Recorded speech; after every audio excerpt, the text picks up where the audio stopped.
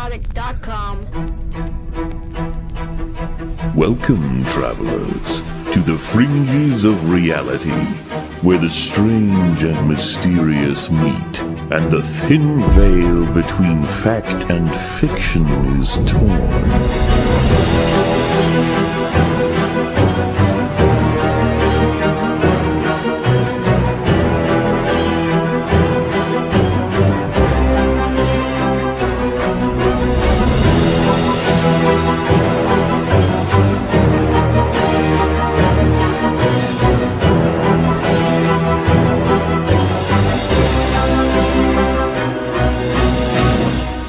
Welcome to the Forbidden Frontier.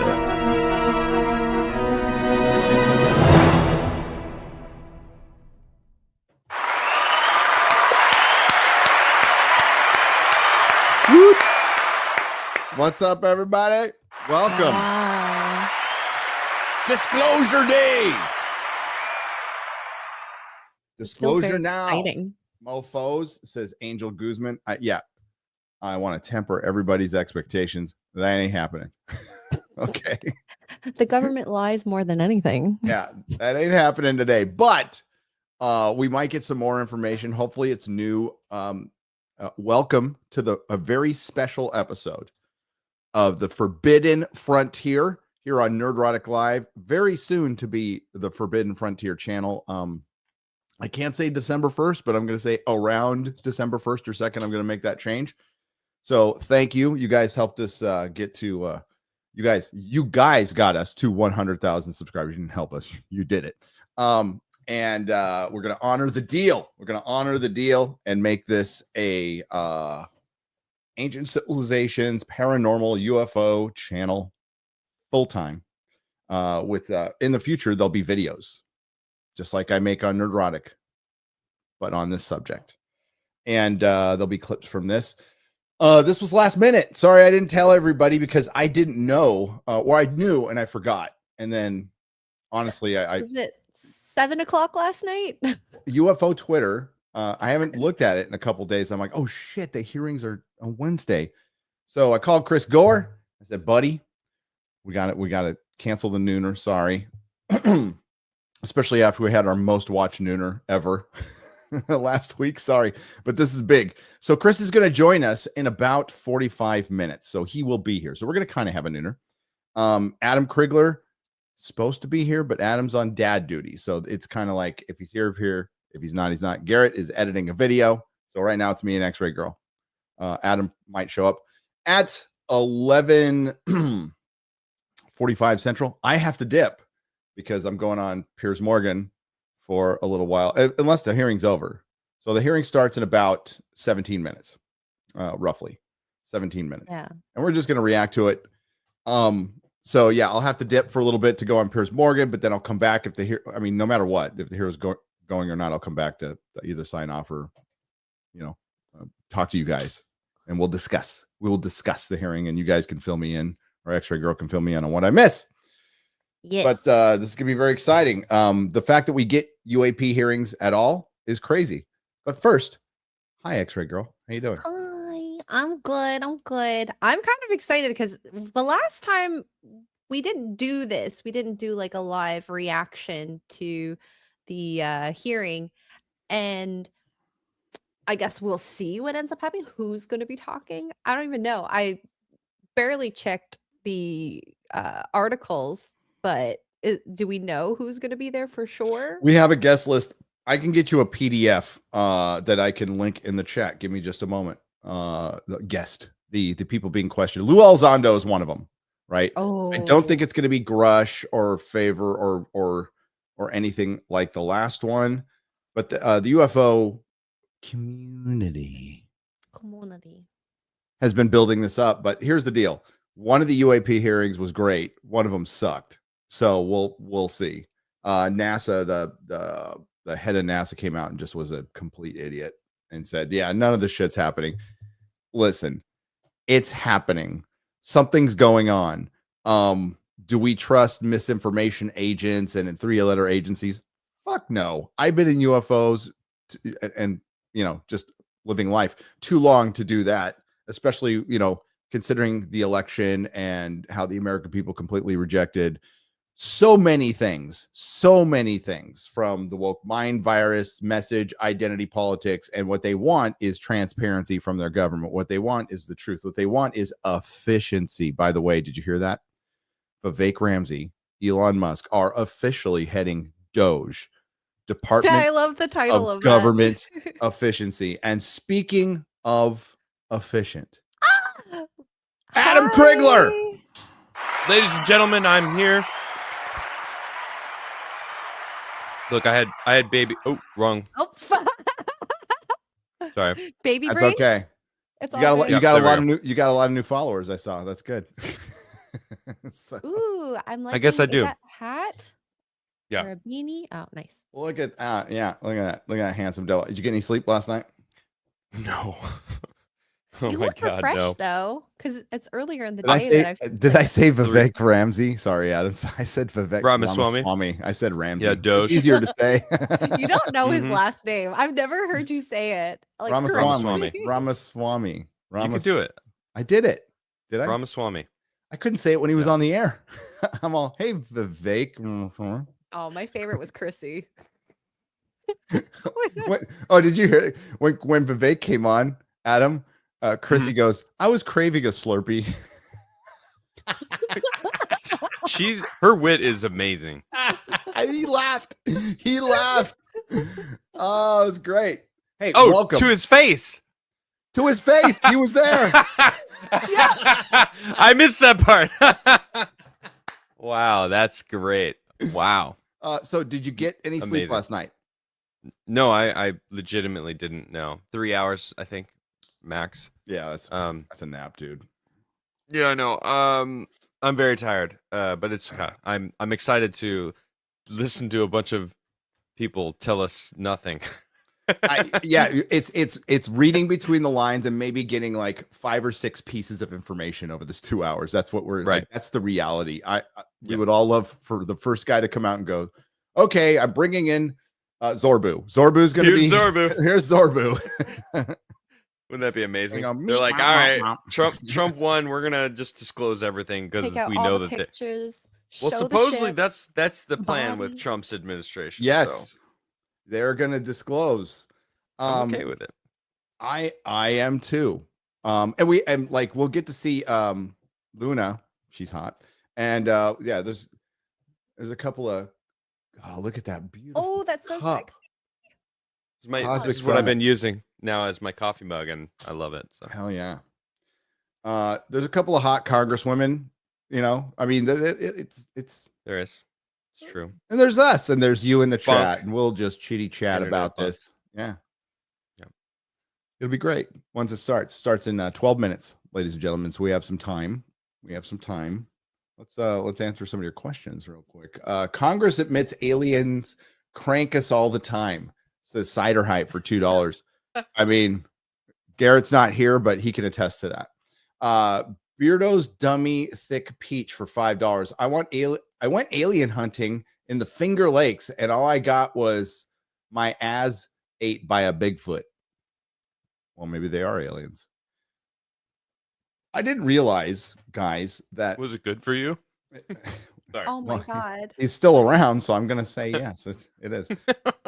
I didn't realize I was going through, driving up here. We usually drive through Arkansas, but this time we went through Oklahoma and then hit Missouri. Number one, Missouri is beautiful. People think of St. Louis and all this other shit, but Missouri, we went up, we took Route 66. It was The fucking lakes. God. I was like, I want to live Amazing here. Fishing. It's- No, Missouri's amazing. it's- I've been there many times in my life. Freaking I was like, this is Mhm. like heaven, man. So it was cool. Beautiful state. Yeah. But lots of Bigfoot country, right? Tons of Really? Bigfoot country. Yeah. All over the place. Like Bigfoot's everywhere. I'm like, oh, well, signs and shit. I'm like, cool. Should go. Maybe we should get sometime. closer, Kenneth LaRocca. LaRocca. No, it's not LaRocca. Greetings, traveler. It's- Yeah. I wouldn't mix say- your name up with the outlaw nerd guy who had a total fucking meltdown after the election, by the way, which is hilarious. I'm loving it. John LaRocca, dude, the outlaw guy I think he was from a Collider. Somebody send him a super chat so he can get some money so he can buy a neck. That's all I'm gonna say. Because he has no neck. Forbidden Frontier and Nooner, top 10 anime crossover. Hail Gary, X-Ray Girl, Gore, and everyone in the chat. Happy Wednesday. B-Chain, thank you. Welcome. I'll admit to being a bit slow to pick up on the acronym for the Department of Government Efficiency because I was too busy pitching a tent on the idea of it existing in the first place. Oh, bro, pitching a tent. So X-Ray Girl knows what that means now. Pitching a tent. Lots of happy tissues. Lots of happy tissues with the Department of Government Efficiency and the possibility of Ron Paul like being an advisor on that or the Fed does give me permanent wood. It really does. Oh, yeah. God, the announcements have been phenomenal. Marco Rubio, you didn't like it. A lot of people didn't like it, but I will say Marco Rubio's the one fucking neocon who's been like completely about disclosure. It's like, not that I didn't like it. It's that it's not confirmed. It's just, it's not okay. No, Trump didn't say it, right? It came from a New York Times someone, and even in the article, if you go to the original source of where everyone's talking from, it says this isn't confirmed, and it's like, well, why is everyone talking like it's confirmed? Anyway, it bugged me. Yeah, no, that's dude, that's the bad side of X that we're just gonna have to deal with. Like every announcement we see, we're gonna have to go and double and triple check. Yeah, and I much prefer that because that means we're doing the work and we're not having it spoon fed to us by the dying corporate legacy media, something my next video is about. Yeah, that's true. Well, I think it was a plan. Trump might have floated it to someone to tell somebody to see what the temperature was like. Like, how are people taking, if I were to choose Marco Rubio, very definitive Republican politician with a capital P. He's been around a long time, very established. Yeah. Oh, yeah. Him and Ted Cruz are like, same thing. I see, except Marco Rubio at least has been trying to push for disclosure. I would say that's the only. I can't tell you what else the guy did, other than like not like Trump and then like Trump. We can't that's politics, though. The thing is, though, I see everybody's point because we're tired of that shit. We're tired of just be real, people, and yep. The swamp is filled with a bunch of fucking autons. They're corporate autons. They're like finger puppets for the corporations, and the corporations stick their fingers up their ass and just control them all over the place. So yeah, we're tired of that shit. I get you. Hey, favorite Gary. Yeah, thank you. So I was just gonna say he put just like an average awesome American in front of to lead the Defense Department, dude. It's like this. The dude's so awesome, base, 2-time veteran. Like, it's just, and everyone's complaining. Well, everyone on the left is complaining about him because he's not what they expect. He's not establishment. And it's like, perfect. This is what we need. Perfect. We need a dude. Mm-hmm. We need. He is. We need chicks and dudes. That's what we need. Yeah. Exactly. I was going to say, if that's the case, then why are we hiring so many bad writers in Hollywood? Well, you get what you hire. You get what you hire. There's a lot there. Listen, there's a ton of talented people that are being shoved aside because they don't have the right politics, or they don't have the right politics. They could be a freaking a black lesbian with shaved sides of the head, with a fucking nose ring, with like blue dye in the middle, but she's based. She ain't getting fucking hired anywhere. She's not. She's not. We all know what it's about. Noons. What's up, man? Well, this is a beautiful Nooner Frontier crossover. Thank you, guys. You're welcome. Yeah. Very last minute. It shouldn't have been, though. This is the kind of shit I gotta stay on top of. Noons is a girl. Is a girl? Sorry, dude. I dude my wife, so don't worry about it. Yeah, you do. It's true. Thank you, Noons. Sorry. You're all dudes to me. Okay. But welcome. Glad you're here. With Doge, they are officially memeing the government, and I fucking love it. Dude, yes. See, dude. Yep. our government is going to be producing memes that are good. That's going to be the funniest fucking thing ever. So Doge, the Department of Government Efficiency, is going to be a meme, or post the leaderboard of what they do online, the misguided errors of money expenditures. Oh God, memes. Dude, this is going to be a dangerous time. Misguided errors. You get it anyway. Yeah. Oh no, sorry. Oh, I get it. It took me a minute to get there. It's okay. I'm a little slow on the uptake, especially when I'm not done with my first cup of coffee. I was up till 2:30 recording a video last night, and you were up all night, taking care of your beautiful little boy. He's still crying downstairs. Yeah. His mom? Mom got it? Yeah. She okay? Is mom doing okay? She was I am like throwing myself. I'm like, you need to sleep. Let me know, and I'll just be awake. So she gets priority. He gets priority, then her, and then me. So that's exactly how it went at my house. Melissa had the more important day job because she made more money than I did. So so she got to sleep at night. I was a night guy anyway, and I stayed up till 2, 3, 4 in the morning. The shop didn't open till 12 anyway. Sometimes 12:30. Okay. People knew. And I took him to work with me, dude. I had a pen. I had like pumped breast milk. I had my little pack because she worked with her hands, right? She's doing coloring, so she can't take care of the baby. So I'll do it. Screw it. So we had a little pen, and his big brother was there, and customers would help. It was awesome. That's great. It was great. Cute. Oh my God. That's the original community, man. I miss that kind of stuff. Oh hell yeah. God, the customers were so good. I'm on the phone one time. I got little Logan right here. I'm like, Comic Outpost, may I help you? And he just pukes all down my back. And I have a customer right there. So I just don't turn around. I'm all, that's $2.99 plus tax. Thank you very much. Just kind of walk sideways behind the counter, and I got fucking baby puke dripping down my back. Good times, man. He got me good this morning. I did. Yeah. Oh man. It was it's one of those times you open the diaper and you're like, all right, are you gonna pee? No. Oh, nope. You're gonna pee? I'm gonna wait a second. All right, wait. All right, no peeing. All right, cool. So I'm cleaning him, put the diaper aside. And then I grab the brand new diaper, get him going with the brand new diaper. Then he chooses to pee. Yes. And it's just like time. My hands tucked under him, like I'm putting the diaper in. So like I have both my hands under him.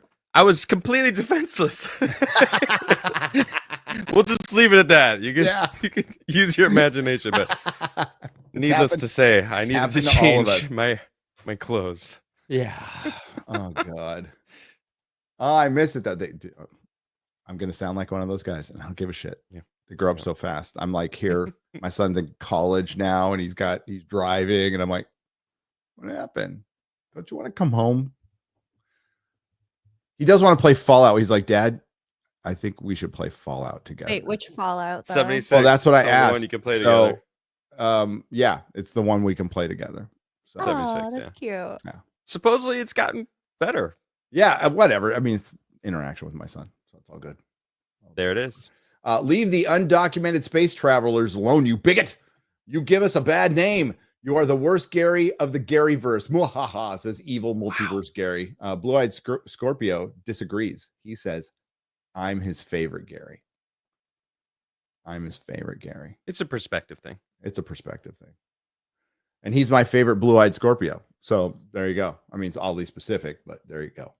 Beardo's Dummy Thick Peach says Vance Zorbu for 2028. I'm actually down with that. Zorbu's pretty big. I mean, aside from his probing and stuff, outside of that, his policy is pretty good. I would argue the probing is based also. Well, I mean, as long as it's just Garrett, I'm fine with it. I was about to say, so should I walk around with a probe or something? No. It's all about who you're probing. You know what I mean? I think it comes into play. You do enough probing on your other job, Crigler. I mean, it's a probing of breasts. It's been a while since I've done that test. Honestly, it's something I've done myself, and I'm a bit of an expert. But,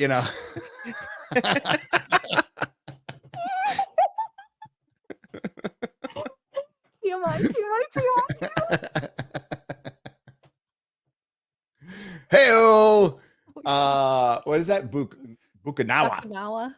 If you're here for Baku serious disclosure UAP commentary. You have come to the wrong place. So no. Jerry's cosplaying as an alien. That's actually. right. Yeah. Finally, I can get answers to who's been probing me. Rudy, we've known all along. You just don't want Rudy. You just don't want to face it. Okay. You look Face in the music, mirror, Rudy. Yeah, face the music. It's Look Zorgo. in the mirror. It's you. Yeah.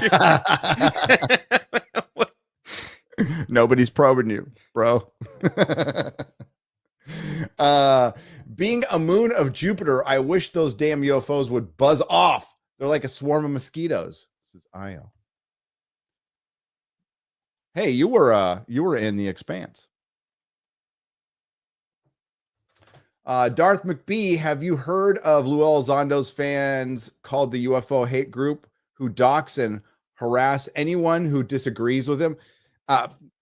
That is the internet.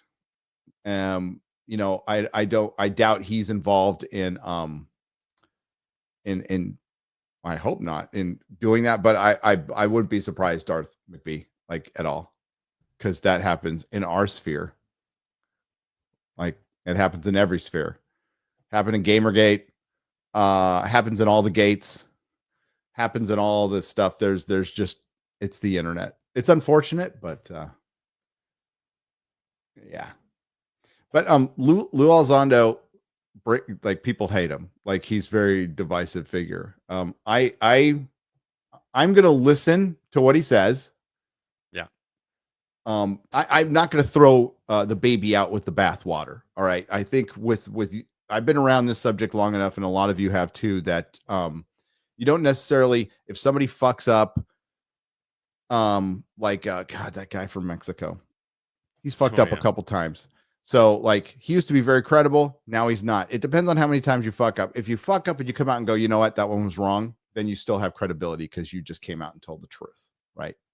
There's so many charlatans in this field, but what's changed was 2017 and the government getting involved, which just put a schism down the UFO community. Also, what has changed? Maybe have we started yet? Nope. Okay. Also, what's changed is the election in politics, and it did for a long time. The UFO community was split on Republican and Democrat lines, Trump or not Trump. Now that Trump won again, I'm seeing some UFO people who were very much against him all of a sudden sing about unity and da da da da. So there's tons of phonies in this, and then. There's people who you might not like, but at least they try to tell the truth. And I'm all for it. This channel will get out there. We will get fucking out there on some crazy shit. I'm all for it, but there's a line with me, right? I just want the truth. That's all I want. I am absolutely 100% convinced the government has crashed UFOs, has alien bodies, has known about it forever. And I'm talking before the 40s, has known about it forever. I think UFOs were one of the main impetus of creating three-letter agencies. I think they were one of the main reasons behind it. That makes sense. Communism and the fight to get that technology. Again, Day After Roswell by Philip J. Corso is an incredible book that breaks down what happened. Roswell, what technology came from it, but more importantly, how much the communists had infiltrated our three-letter agencies at the time in the 60s and when they were first created. There was a lot of people in government who were commies. So there was a rift between there still are. And there still are. So there was a rift between military intelligence and the CIA, and neither of them were good, right? Neither of them were good, but the military intelligence was primarily non-communist. The CIA was primarily communist, according to that book, according to this high-ranking dude. So I think that was one of the biggest takeaways from the book. No, he didn't. Wait, have you heard? Okay, but like Lou Elizondo, divisive figure, and I can believe he has fans. Dude, there's people who come after us. There's people who try to dox us. People come after Adam like crazy. Is this true, Brent Wolf? No, I immediately looked. and they couldn't find No. anything. Trump just announced Tucker Carlson as press secretary for 50. It would be a good choice. That I would don't be think, insane if he did.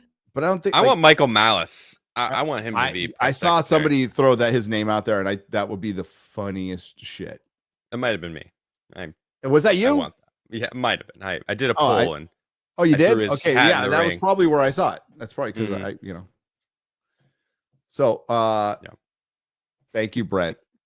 Thank you for the 50. Thank you, Brent. Yeah, still huge. Tucker Carlson just needs to keep doing what he's doing. Like, that's exactly what he needs to do. Wait. What do you think about Tucker Carlson?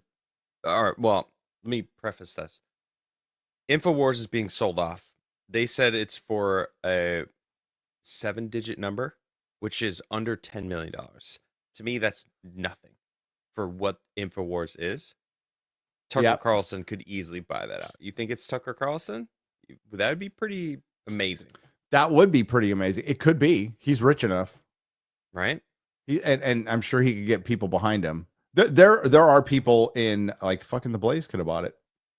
The Blaze, that's true. Yeah. I could see that happening. X-Ray Girl, refresh that stream and see if it's started. Sometimes they don't start automatically. I mean, something from the government like starting late. Not surprising at all. But yeah, I didn't think about that. What was that?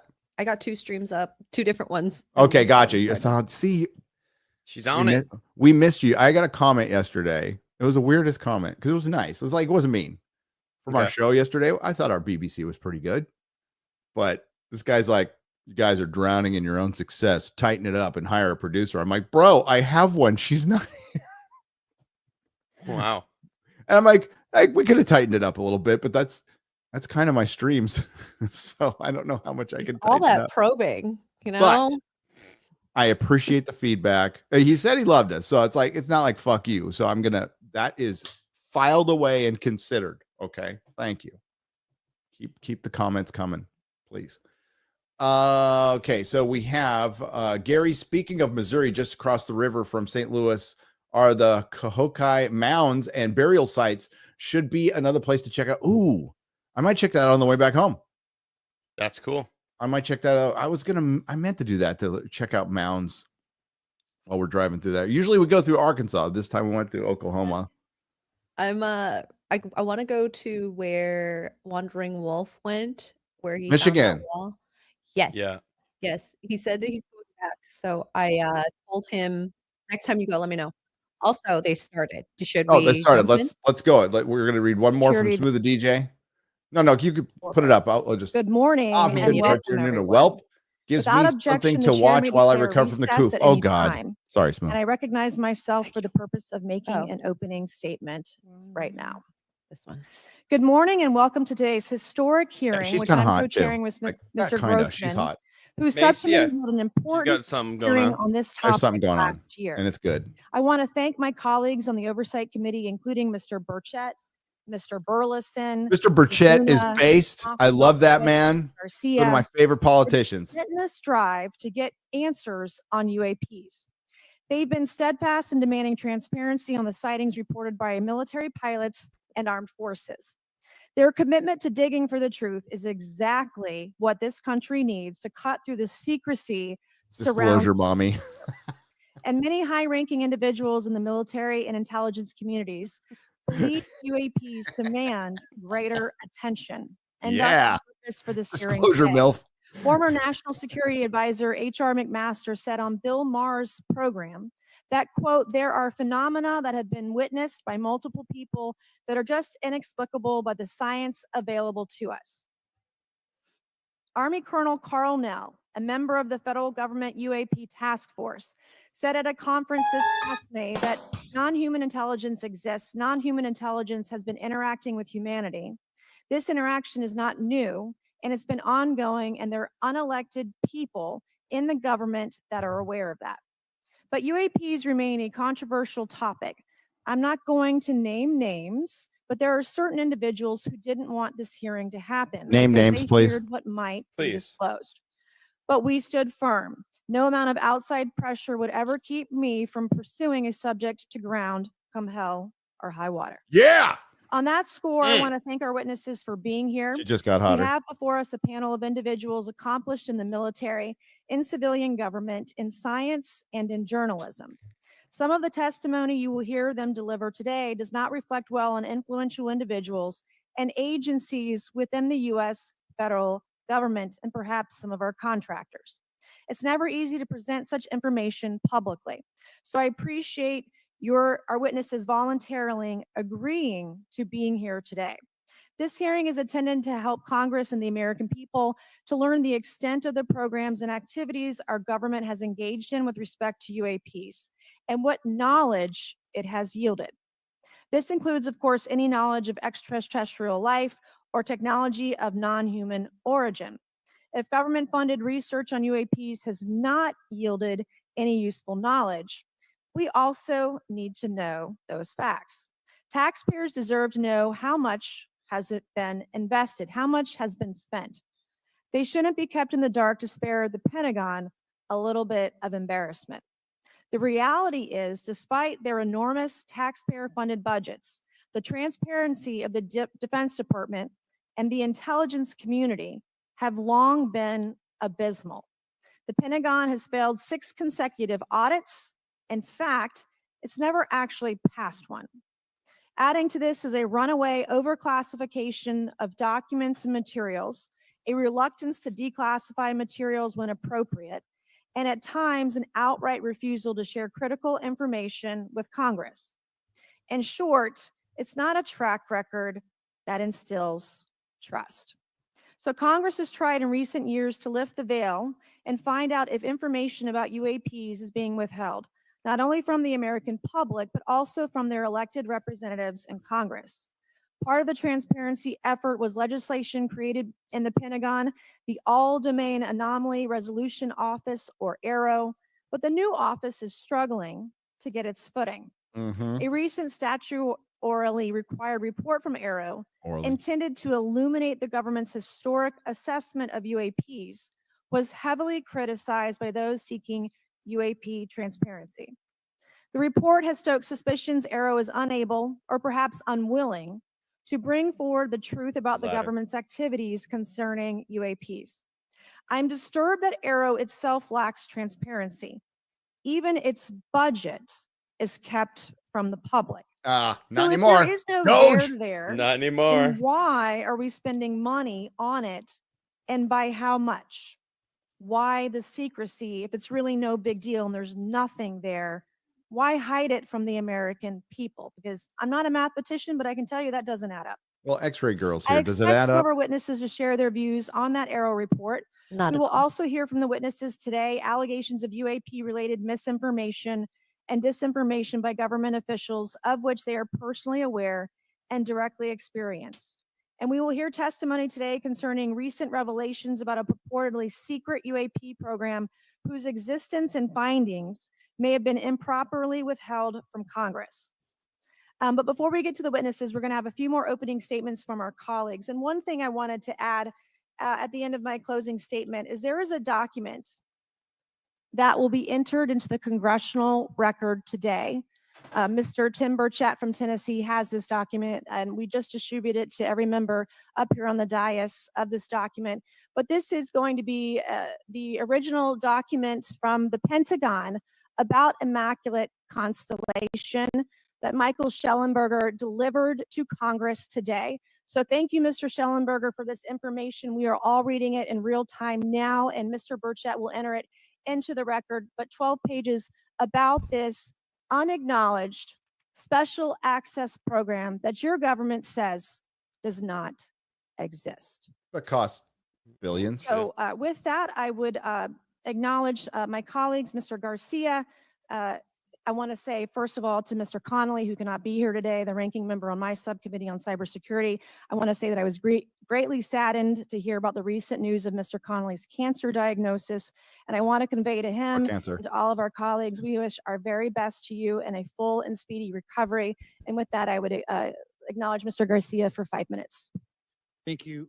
Thank you very much, Chairwoman. I want to thank the Chairwoman and the Chairman both for their continued support and really treating this this discussion and these hearings in a way that's bipartisan. I think one thing that's very important for all of us that are interested in the conversation around UAPs is that this is an area that both Republicans and Democrats, Yeah, this is like where the we most may disagree in a lot of bipartisan other spaces, this is an area where subject in bipartisanship is Washington really right now. important. Like the most, In fact, I would add it's the critical. only one they'll come Americans. together on. Yeah, in yeah. a They shouldn't way even that be moves talking forward with the Republican, truth. Democrats. It's No, like, it has just nothing to do with it. Americans. Yep. So we're here to have a bipartisan and serious conversation, I believe, about our national security.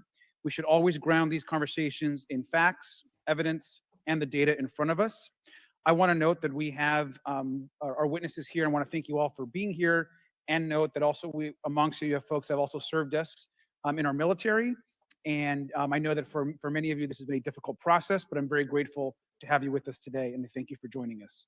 I also want to note that today's hearing builds on a quite, I think, also historic public hearing that we had many months ago that Mr. Grothman and others helped lead in this very same hearing room, where I believe we began a really important public conversation about UAPs. And so I want to thank him for that. And I especially want to thank Gore will be here and soon. Chairwoman Mace for her continued advocacy on this topic.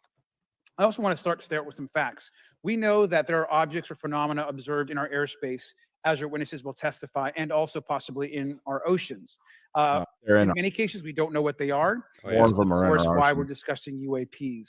Now, the All-Domain Anomaly Resolution Office, AARO, has reported hundreds of UAPs that remain, quote, uncharacterized and unattributed, and which, quote, appear to have demonstrated unusual flight characteristics or performance capabilities and require further analysis. This is our own AARO office. Now, we shouldn't prejudge what they might be.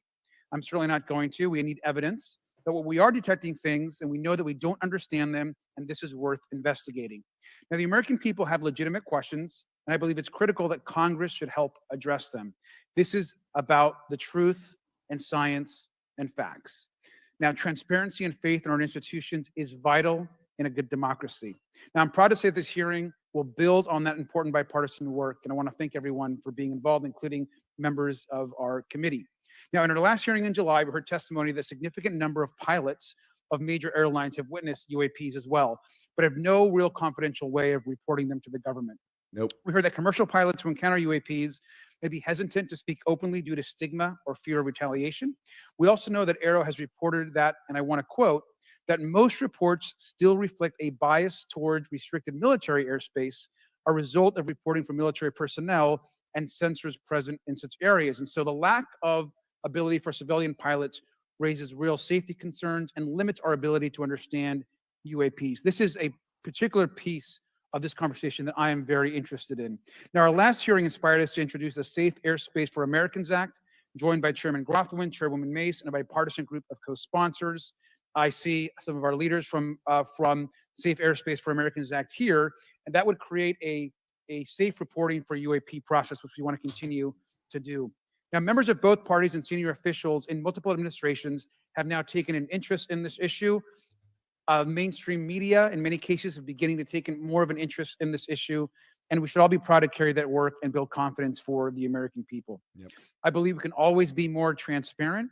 To me, this hearing You and think? others are simply about the truth and getting to the facts of what these UAPs actually I'd like are. to believe that. It's very important that we show that Democrats and Republicans in Congress can work together to cut through misinformation and look for a serious and thoughtful way to have the discussion in Misinformation, disinformation was Many of us have also perfected called in the for UFO additional topic public hearings to by the discuss three-letter UAPs. agencies. This should be a topic that created the continues term on throughout the conspiracy Congress, so we can gather more information, data, Wasn't that and because of work with the JFK, relevant though? agencies Yes. to gather more information.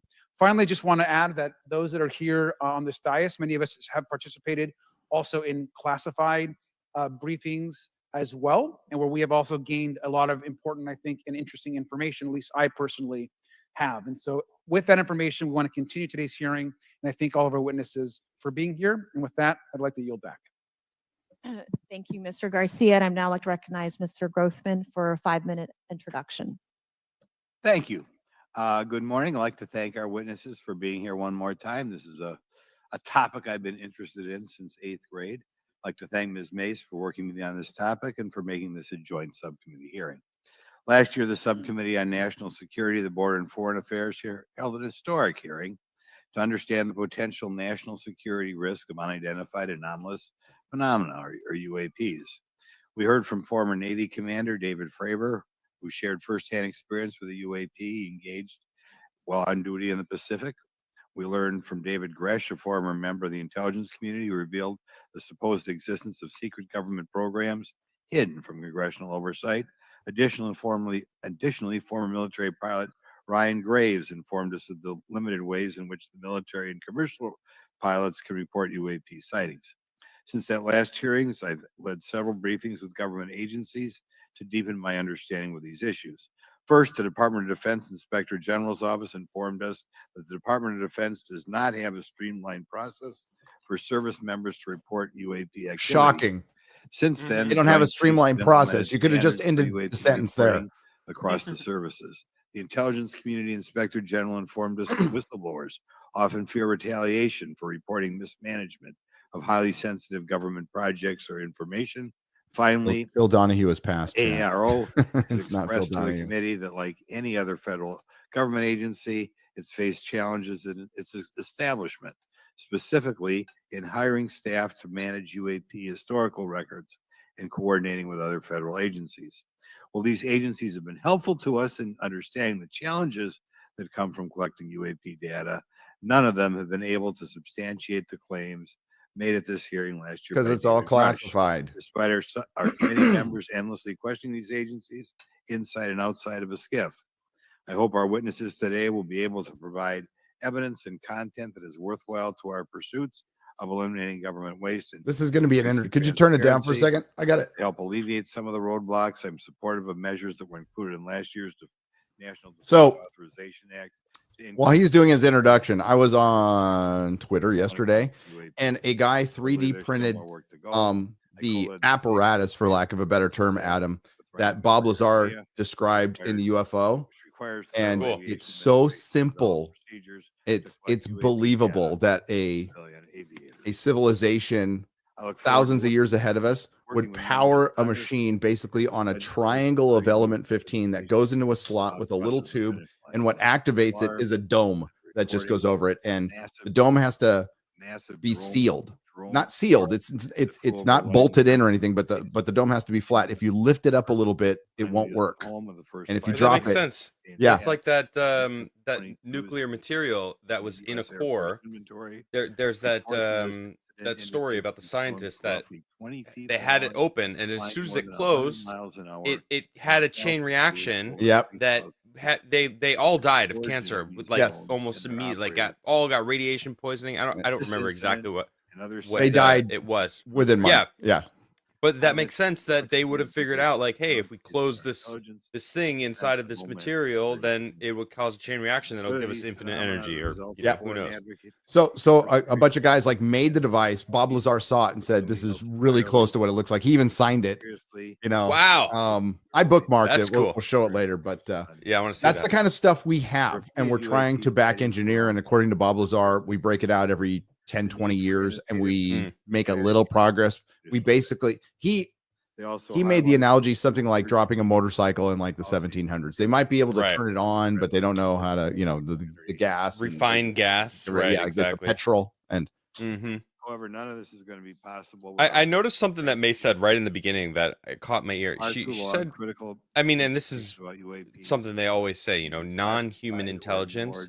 I mean, that could be anything, right? I mean, it could be an octopus. An octopus they're incredibly intelligent, right? Non-human intelligence could be. It's so vague. So much of this stuff is wrapped up in a vague smoke that really we're not getting any information. Like you said, you gotta look between the smoke and really see. You gotta read between the lines, and I think, like I said, disclosure is not coming from our government. It's going to come from a compelling video or multiple witnesses or both. But we have so many cases of mass witnesses and sightings. We just haven't had like a real flap. Okay, if you don't know, a UFO flap is a massive UFO is an area that has multiple UFO sightings over a period of time. We haven't had one in the modern age. So, have you seen the UFO map? The UFO timeline? Yeah, it's pretty cool. It's insane. I look forward to discussing these matters with the witnesses today. I'm hopeful we can learn. Oct- from this octopus? this hearing Octopi? actionable ideas. Octopuses, actually. Is it octopuses? Actually, It is, Octopussy? yeah. say, Oh God, I they- knew you were gonna say that. They could be aliens. They could be.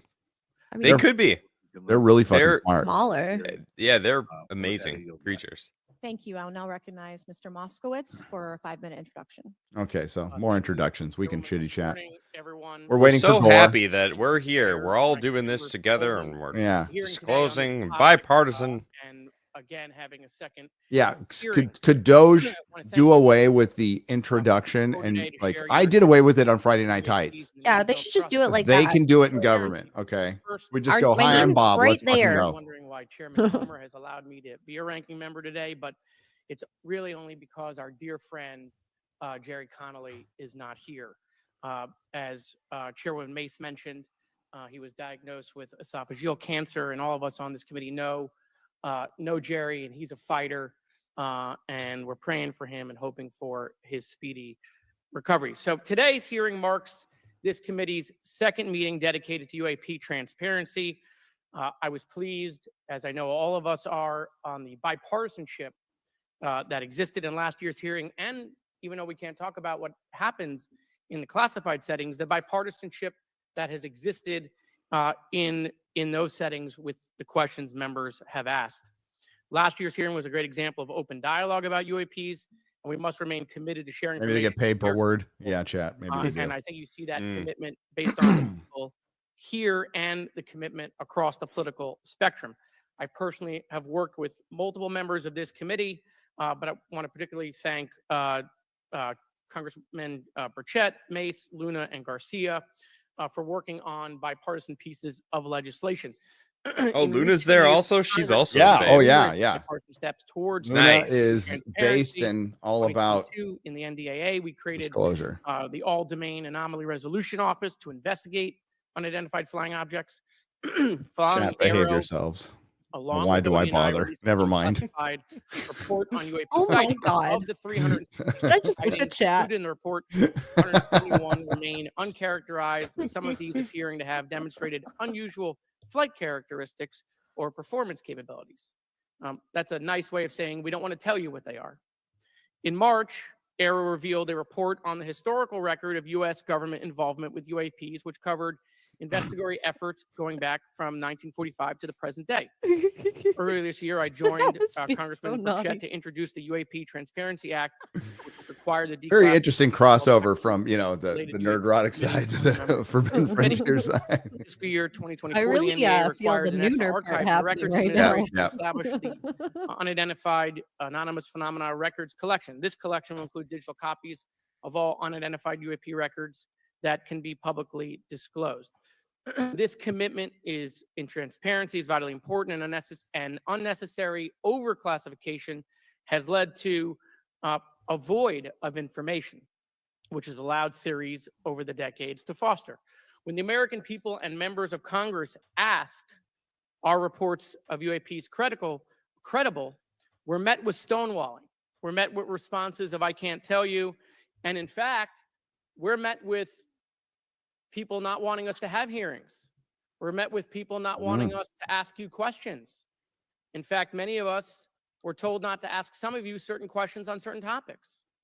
Just Streisand effect In a happens time of then. heightened Everyone distrust wants to of know. our government institutions, I believe more transparency is not only needed, but is possible. And obviously we can respect This and the truth national about ancient security limits. civilizations are the biggest We stories also of our have to time. provide our constituents So many people just don't see it that way. information and oversight. that they Also, have asked I us believe for.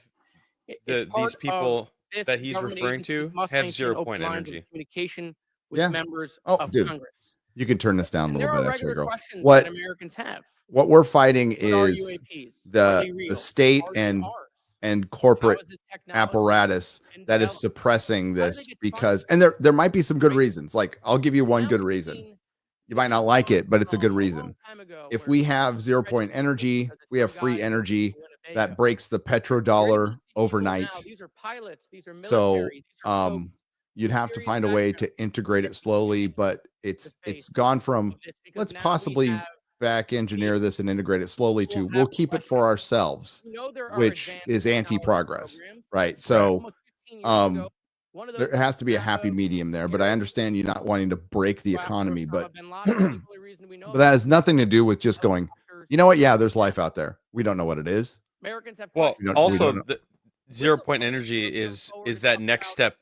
Like we split the atom and like And so atomic bomb was I created, want to thank everyone right? And there's so who's much involved stuff today, that like trying to the get world changed at more that moment, right? transparency. This So has if, been if 0 bipartisan point in energy, if general, the technology that and as we get brings into a new could administration, destroy the President world, elect has right? talked about But also it could opportunity, give free energy to lack of everyone, but pride, also someone can makes destroy the world with it. hope he lives Yeah, Maybe yeah. there's a reason. There's another good reason. Like, all Yep. right, because With there's that, I evil exists, right? Someone's gonna want to make a weapon out of it. Mr. Moskowitz. Probably our And government. I'll Most They- likely, we're the They first probably ones to did do it. already. Special That's record, true. This 12-page document that Michael Okay, here we go. Schellenberger brought today that describes the Immaculate Constellation government program. So we Immaculate will do that Constellation. now. Yeah, Everyone that up there dropped, has a copy of it. The first a while section back. talks about the unacknowledged special access program called Immaculate Constellation, and the second section about USG imagery intelligence. And Representative Luna just told me if I say Immaculate Constellation, I'll be on some list. Maybe a FISA warrant. So come at me, bro, I guess. But Yeah. Yeah. I love her. within the record. Based. All right. So next we will introduce our witnesses for today's hearing. Thank you so much for being here. Our first witness is retired Rear Admiral Tim Gallaudet, who retired from the U.S. Navy and is now the Chief Executive Officer at Ocean STL Consulting. Our second witness is Mr. Lou Elizondo, a former Department of Defense official Shocker. and author of a recent bestseller book about UAPs. Our Of third course they witness is dropped the Mr. book. Michael Schellenberger, founder of the newsletter Public, and author of a recent journalistic piece about special Yeah, I'll access get your plugs in. programs, including one widely identified as Immaculate Constellation. I swear the staff wants me So, on a list. Immaculate Okay. Constellation, the And our program last allegedly witness collects today is information Mr. about the Michael Gold, a former UAPs. NASA official who is also Whistleblower a detailed member of the NASA encounters UAP collected by the Intelligence program. team. Welcome, everyone. We are pleased to have you today. Pursuant to Committee Rule Basically 9G, the whistleblower. witnesses will please stand and raise your right hands. This is where it gets real. Do you solemnly swear to Gets affirm real that the now. testimony that you are about to give is the truth, the whole truth, and nothing but the truth? Which is so it? help you God. Let the record show that the witnesses all answered in the affirmative. We appreciate all of you being here today and look forward to your testimony. Let me remind the witnesses that we have read your written statements and they will appear in full in the hearing record. You guys may be seated. Please limit your oral statements to 5 minutes. As a reminder, please press the button in front of you so the microphone is turned on so that everyone in the room, members included, can hear you. When you begin to speak, the light in front of you will turn green. After 4 minutes, the light will turn yellow. When the red light comes on, Yeah, they should have the all 5 minutes gone. has expired, and we would ask that you please wrap it up. So I will first recognize Rear Admiral Gallaudet to please begin your opening remarks. Thank you, Chairwoman Mace, Chairman Grothman, Ranking Members Connolly and Garcia, and members of the committee.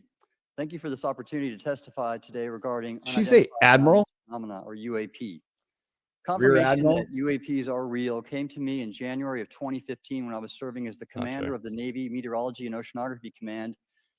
At the time, my personnel were participating in a pre-deployment naval exercise off the U.S. East Coast. It included the USS Theodore Roosevelt Carrier Strike Group. And this exercise was overseen by the United States Fleet Forces Command, led by a 4-star admiral who at the time was also my superior officer. During this exercise, I received an email on Navy's secure network from the operations officer of U.S. Fleet Forces Command. The email was addressed to all the subordinate commanders, and the subject line read in all capital letters, "Urgent Safety of Flight Issue." The text of the email was brief but alarming, with words to the effect, "If any of you know what these are, tell me ASAP. We are having multiple near midair collisions, and if we do not resolve this soon, we are going to have to shut down the exercise." Attached to the email is what is now known as the Go Fast video, captured on the forward-looking infrared sensor of one of the Navy F-A-18 aircraft participating in the exercise. The now declassified video showed an unidentified object exhibiting flight and structural characteristics unlike anything in our arsenal. The implication of the email was clear. The author was asking whether any of the recipients were aware of classified technology demonstrations that could explain these objects. Because the DoD policy is to rigorously deconflict such demonstrations with live exercises, I was confident this was not the case. The very next day, that email disappeared from my account and those of the other recipients without explanation. Moreover, the commander of Fleet Forces Command and the operations officer never discussed the subject. Even during weekly meetings specifically designed to address issues affecting exercises like the one in which the Theodore Roosevelt Strike Group was participating. This lack of follow-up was very concerning to me. As the Navy's chief meteorologist at the time, I was responsible for reducing safety of flight risks. Yet it appeared to me that no one at the flag officer level was addressing the safety risk posed by UAPs. Instead, pilots were left to mitigate these threats on their own without guidance or support.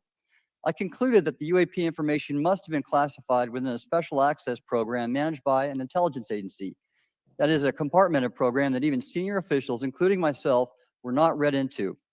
Last year's UAP hearing before this oversight committee confirmed that UAP-related information is being withheld from senior officials and members of Congress. Of course and just this week, I learned from former DoD official Chris Mellon that satellite imagery of UAP from a few years ago still has not been shared with Congress. Equally concerning, last year's UAP hearing also revealed that elements of the government are engaged in a disinformation campaign to include personal attacks designed to discredit UAP whistleblowers.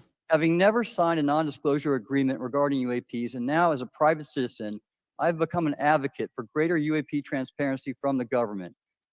The continued overclassification surrounding UAPs has not only hindered our ability to effectively address these phenomena, but has also eroded trust in our institutions.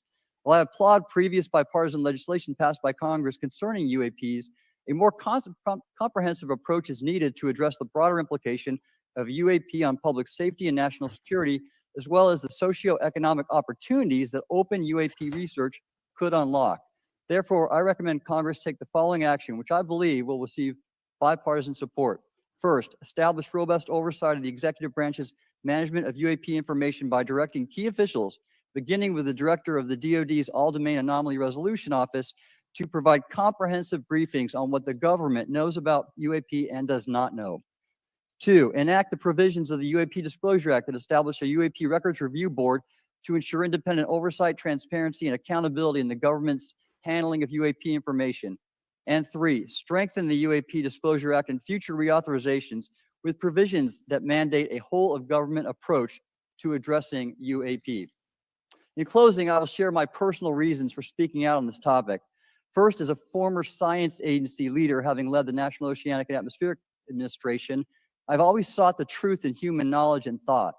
Now that we know UAP are interacting with humanity, and these include unidentified submerged objects in the ocean, we should not turn a blind eye, but instead boldly face this new reality and learn from it. Additionally, at a time when leaders in government leave much to be desired, I feel obligated to show moral leadership on this issue of UAP disclosure by validating the credibility of the courageous men and women who have come out as witnesses and whistleblowers to expose the truth. My speaking out has encouraged others to do the same, and it's my hope over time that a number of your constituents will want to know the truth and about UAP, and this number will increase to such an extent that the congressional action I've just recommended will become inevitable. Thank you, and I look forward to I hope so. God, I hope I so. will now recognize Mr. Elizondo for his opening statement. Oh boy, here comes Lou. I have a new book out. Hoffman, ranking members Connolly and Garcia, and members of the committee. It is my honor and privilege to testify before you on the issue of unidentified anomalous phenomenon, formerly known as UFOs. On behalf of our brave men and women in uniform and across the intelligence community, as well as my fellow Americans who have awaited this day, thank you for your leadership on this important matter. Let me be clear, UAP are real. Advanced technologies not made by our government or any other government are monitoring sensitive military installations around the globe. Furthermore, the U.S. is in possession of UAP technologies, as are some of our adversaries. I believe we are in the midst of a multi-decade secretive arms race, one funded by misallocated taxpayer dollars and hidden from our elected representatives. Black budgets, $400 toilet seats. For many years, I was entrusted with protecting some of our nation's most sensitive programs. In my last position, I managed a special access program on behalf of the White House and the National Security Council. As such, I appreciate the need to protect certain sensitive intelligence and military information. I consider my oath to protect secrets as sacred, and I will always put the safety of the American people first. With that said, I also understand the consequences of excessive secrecy and stovepiping. Nowhere was this more apparent than in the aftermath of 9/11, which many of us remember all too well. I believe that America's greatness depends on three elements. A watchful Congress, B, a responsive executive branch, and C, an informed public. Over the last decade and a half, I learned that certain UAP programs were and are operating without any of these elements. Although much of my government work on the UAP subject still remains classified, excessive secrecy has led to grave misdeeds against loyal civil servants, military personnel, and the public, all to hide the fact that we are not alone in the cosmos. A small cadre within our own government involved in the UAP topic has created a culture of suppression and intimidation that I've personally been victim to, along with many of my former colleagues. This includes unwarranted criminal investigations, harassment, and efforts to destroy one's credibility. Most Americans would be shocked to learn that the Pentagon's very own public that happened to a president, former president too. Employs a professional psychological operations officer as the singular point of contact for any UAP-related inquiries from citizens and the media. This is unacceptable. Many of my former colleagues and I have provided classified testimony to both the Department of Defense and the Intelligence Community Inspector General. Many of us have subsequently been targeted by this cabal with threats to our careers, our security clearances, and even our lives. This is not hyperbole, but a genuine fact, and this is wrong. To fix these problems, I propose three principal actions.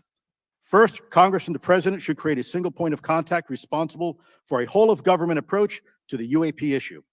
Currently, the White House, CIA, NASA, the Pentagon, Department of Energy, and others play a role, but no one seems to be in charge, leading to unchecked power and corruption. Second, we need a national UAP strategy that will promote transparency and help restore the American public's trust at a time when the public's trust is at an all-time low. This strategy should include a whole-of-government approach, including the academic and scientific communities, the private sector, and our international partners and allies. Third, Congress should create a protected environment so whistleblowers desperate to do the right thing can come forward without fear.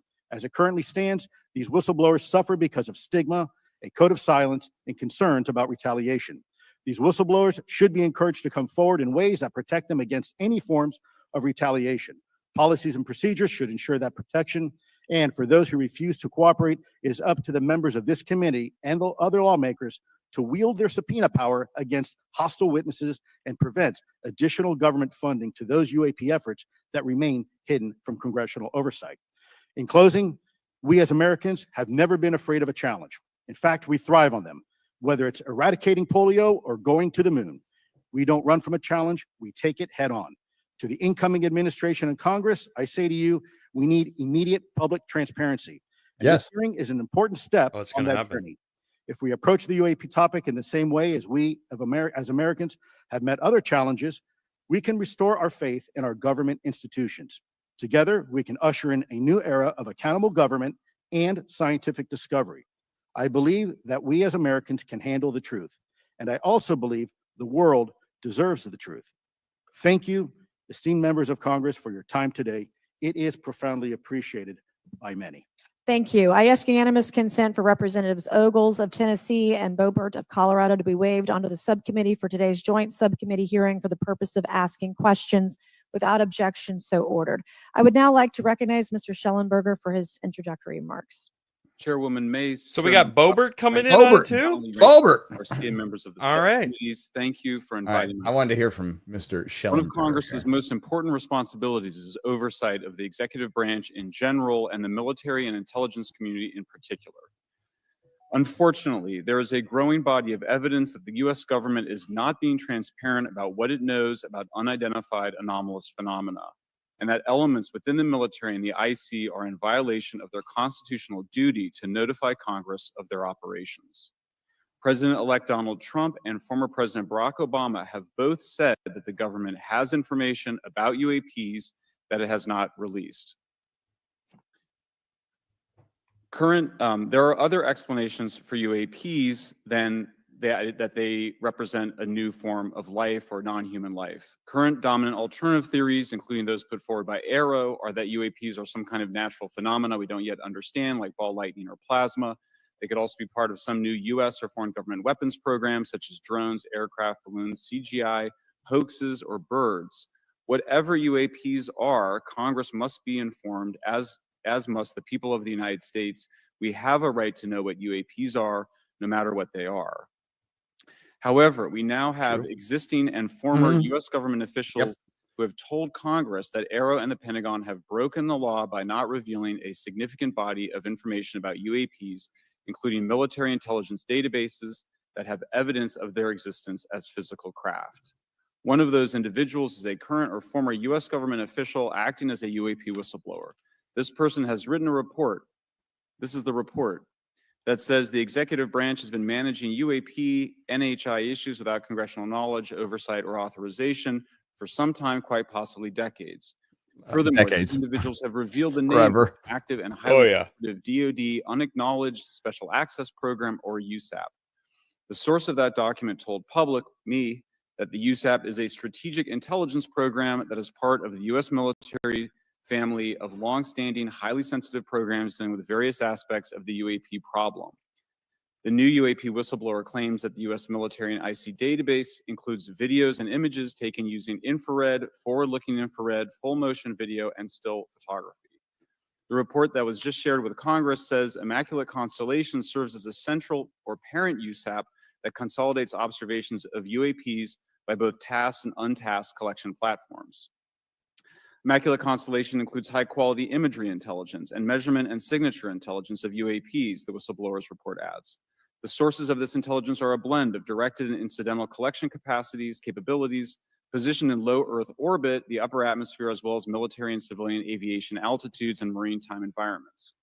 The report to Congress details in detail various UAPs, including spheres, orbs, disks, saucers, ovals, triangles, boomerang, arrowhead, and irregular organic. The report describes various incidents found in the human intelligence databases. One involved orbs surrounding and forcing an F-22 out of its patrol area. In another incident, the crew of a Navy aircraft carrier watched a small orange-red sphere rapidly descend from a high altitude of 100 to 200 yards directly above the flight deck of the CVN, or aircraft carrier. And since my reporting on this Immaculate Constellation last month, another source came forward who told me that they saw a roughly 13-minute long, high-definition, full-color video of a white orb UAP coming out of the ocean approximately 20 miles off the coast of Kuwait. It was filmed from a helicopter. Then halfway through the video, the person said the orb is joined by another orb that briefly comes into the frame from the left before rapidly moving again out of the frame. The person discovered the video on SIPR, the Secure Internet Protocol Router Network, which the DoD uses to transmit classified information. A leading UAP researcher who utilizes the Freedom of Information Act to find out what the government knows, John Greenwald, told me last year that the U.S. government had been increasingly denying his request for UAP information. He has been doing FOIA requests for 27 years and has an archive of 3 million pages. The government has for decades denied any interest in UFOs, he told me, but the documents that he has assembled show that behind the scenes, it was a completely different story. Yes. Contrary to the hopes of many advocates of transparency, the government has been restricting more information since the leak of 3 UAP videos in 2017. The DoD organization AARO has been labeling many documents with a B7 exemption, which Greenwald says does not make any sense. They're stating that anything AARO does is involved in law enforcement investigation, which allows AARO to not release it. Greenwald says that the DoD has denied the existence of a UAP and ATIP-related records on multiple occasions, only to acknowledge them after an appeal was filed. He added that the Naval Air Systems Command in March 2022 stated they found no additional UAP videos. It seems strange that they had 3 and only those 3, but other requests had been filed by the Black Vault, that's John Greenwald's group, to seek out more places UAPs might be hiding. Then in September 2022, you know, they got a shit ton admitted of that the footage. UAP Yes, they do. videos and For, photographs and it's all existed, high def. but denied the request in Oh, yeah. full for their release, saying that the requested videos contain sensitive information that are classified and exempt from disclosure. The DoD will deny things on a Monday and then admit to it on a Friday, said Greenwald. He said the government can and does release videos that protect secret methods of capturing it. They fall back on the sensitive platform excuse a lot, he said. However, the on-screen information can be blurred and scrubbed. The metadata can be removed. I'll show you this example here. This is a presentation from the UATP task force. This is completely absurd. It's nuts, this level of censorship, of redaction. Jesus Christ. It shows the redaction Fucking what? how What? many Jesus. reports Just be a they've blank collected, piece of for how paper. many Yeah. years. Right. Just put a Shows that middle the finger on it. Like, fuck you. Exactly. On the intelligence community is treating us Wow. like children. It's time for us to know the truth about this. I think that we can handle it. Yes. Very much. Thank like you. I would now Schellenberger. like to recognize Yeah, Mr. good. Gold for 5 minutes. Thank you, Chairwoman Mace, Chairman Groffman, Ranking Members Connolly and Garcia, Representative Moskowitz, and distinguished members of both subcommittees. I'm grateful to all of you, as well as your intrepid staff, for the opportunity to testify. I would like to begin by discussing courage. Courage is what it takes to tackle this topic, and courage in the face of adversity is what I see in front of me, beside me, and behind me. Oh, quick kiss and ass. For Let's my go. introduction, I am currently the I Chief Growth agreed. Officer at Redwire Space and have had several leadership positions at NASA. That being said, I want to be clear that I am speaking exclusively on my own behalf and not for Redwire, NASA, or any other organization. However, I am here today to speak out for science. Science requires data, which should be Calm down, collected dude. without bias or prejudice. Yet, Mm-mm. whenever the topic of UAP arises, those who wish to explore the phenomena are often confronted with resistance and ridicule. For example, members of the NASA UAP independent study team, particularly those in academia, were mocked and even threatened for simply having the temerity to engage in the study of UAP. Our best tool for unlocking the mystery of UAP is science, but we cannot conduct a proper inquiry if the stigma is so overwhelming that just daring to be part of a NASA research team elicits such a vitriolic response. Therefore, one of the most important actions that can be taken relative to exposing the truth of UAP is to combat the stigma. And this is where I believe that NASA can be eminently helpful. The NASA Well, brand is synonymous with hope, optimism, and Not credibility. lately. If you were to take No. a walk down the National Mall, Their you would brand is immediately see the NASA cover-ups. logo on T-shirts, hats, and bumper stickers. Covering up Federal imagery from the agencies moon, enjoy this kind of popularity. being You behind never see anyone SpaceX. wearing an Office of Personnel Management T-shirt. Yeah, Hiring That's why Boeing NASA instead could of play- hiring SpaceX. Boeing. Yeah. Specifically, NASA could, with relatively little cost and effort, I'm okay with NASA but not being involved. How about you, even Chad? just Like at all? participate in existing panels. Yeah, Fuck on NASA. I agree. NASA personnel stepping forward and participating in such discussions would make a powerful statement to the scientific community that UAP should be taken seriously and researched Well, accordingly. tell that to In regard to NASA. research, NASA But he has a did. He vast mentioned that it archive, was NASA much who of which may contain important actually UAP data. shut Again, down the for scientists. relatively little cost and literally. effort, Or NASA maybe could literally. create I an don't know. AI or ML algorithm Who knows? that could search the agency's archives for anomalous phenomena. I suspect that such an effort would not only result in information that will help us to understand UAP, but could result in data that will assist in other areas of scientific inquiry, That's already happened. anomalous weather or meteorite activity. Already happening. Beyond its existing archives, Just need NASA to acts acknowledge as it. a clearinghouse for civilian and commercial UAP data. During my work on the UAP independent study team, it quickly became evident that there is no clear or well-publicized process for civilian pilots to report UAP sightings. No, The they'll get stigma fired associated with or UAP replaced by a black covers woman the through number of DEI. pilots that would report such phenomena, but even for those who overcome the stigma, I believe the current FAA guidance is largely unknown and poorly understood. In order to effectively collect UAP data, the independent study team recommended the use of NASA's Aviation Safety Reporting System, or ASRS. This system, which is administered by NASA and funded by the FAA, provides a confidential means for the reporting of safety violations in a voluntary and non-punitive manner. Over 47 years, the ASRS has collected nearly 2 million reports. ASRS is the perfect tool to collect UAP data, which could then be collated by NASA and shared with the public at large. Leveraging ASRS could create a treasure trove of UAP data, potentially hundreds of thousands of reports, supporting this hearing's goal of exposing the truth. And I'm grateful to our two co-chairs and other members who have already incorporated this idea into proposed legislation. At this hearing, and as others have demonstrated, the UAP issue is justifiably dominated by national security and defense. However, I would urge the subcommittee to keep in mind the numerous ways that NASA and the FAA, as well as Yeah. commercial activities in the air, in space. Yeah, and we want water info. can So generate he's massive amounts of advocating valuable basically data for on anomalous phenomena. stop the And stigma. I'm Yeah, we also get that. excited by the potential for such an endeavor. But that's what these hearings are, by the way. Delivery is driven by anomalies. Very little It's the disclosure. existence and study of anomalies that led to the theory of relativity. I think the best thing quantum I've heard mechanics, is nearly all of humanity. there's a high def video of This an is why the orb coming study out of the UAPs ocean. should be Like, embraced. oh, show me that. Whatever is occurring, Yeah. the chance to garner new knowledge should never be ignored.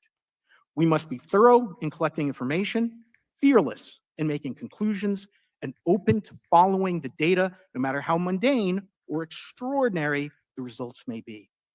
I began this testimony by praising the Joint Subcommittee members for their courage, and I will end by echoing that sentiment. I As mean, the these saying are just goes, introductions. the truth They're is out more. there. We He's just a good need orator, and brave but enough. his passion, if it's real or not, makes me not Thank you. trust him Thank for you some all. reason. I will now Yeah, he recognize sounds myself like a for 5 TV minutes of scientist. Like, questioning. hey, kids, I have a lot of here's questions. our chemistry set. And I have a lot of witnesses. Or I a would just used ask car you, yes or salesman. no, to please Yeah. just tell me yes or no. If it requires more than that, be very succinct, because I would like to go down the line and ask as many Oh, questions as guys, possible. I'm noticing it's For the Mrs. Admiral this not morning Mrs. first. Mace. Former DoD official You Chris got a Mellon chance. reached out to you about Calm down. satellite imagery from chat. 2017 that depicts a UAP. What were the dates in 2017 when this occurred?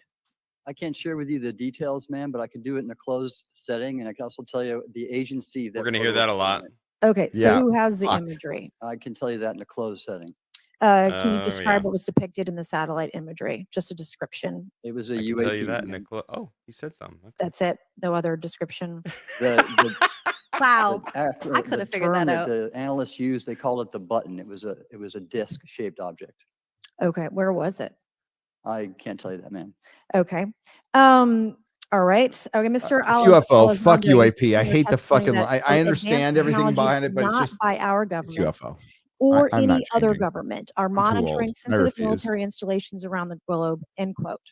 If these technologies are not made by any government, who's making them? Private companies, or are you implying they are crafted by a non-human intelligence?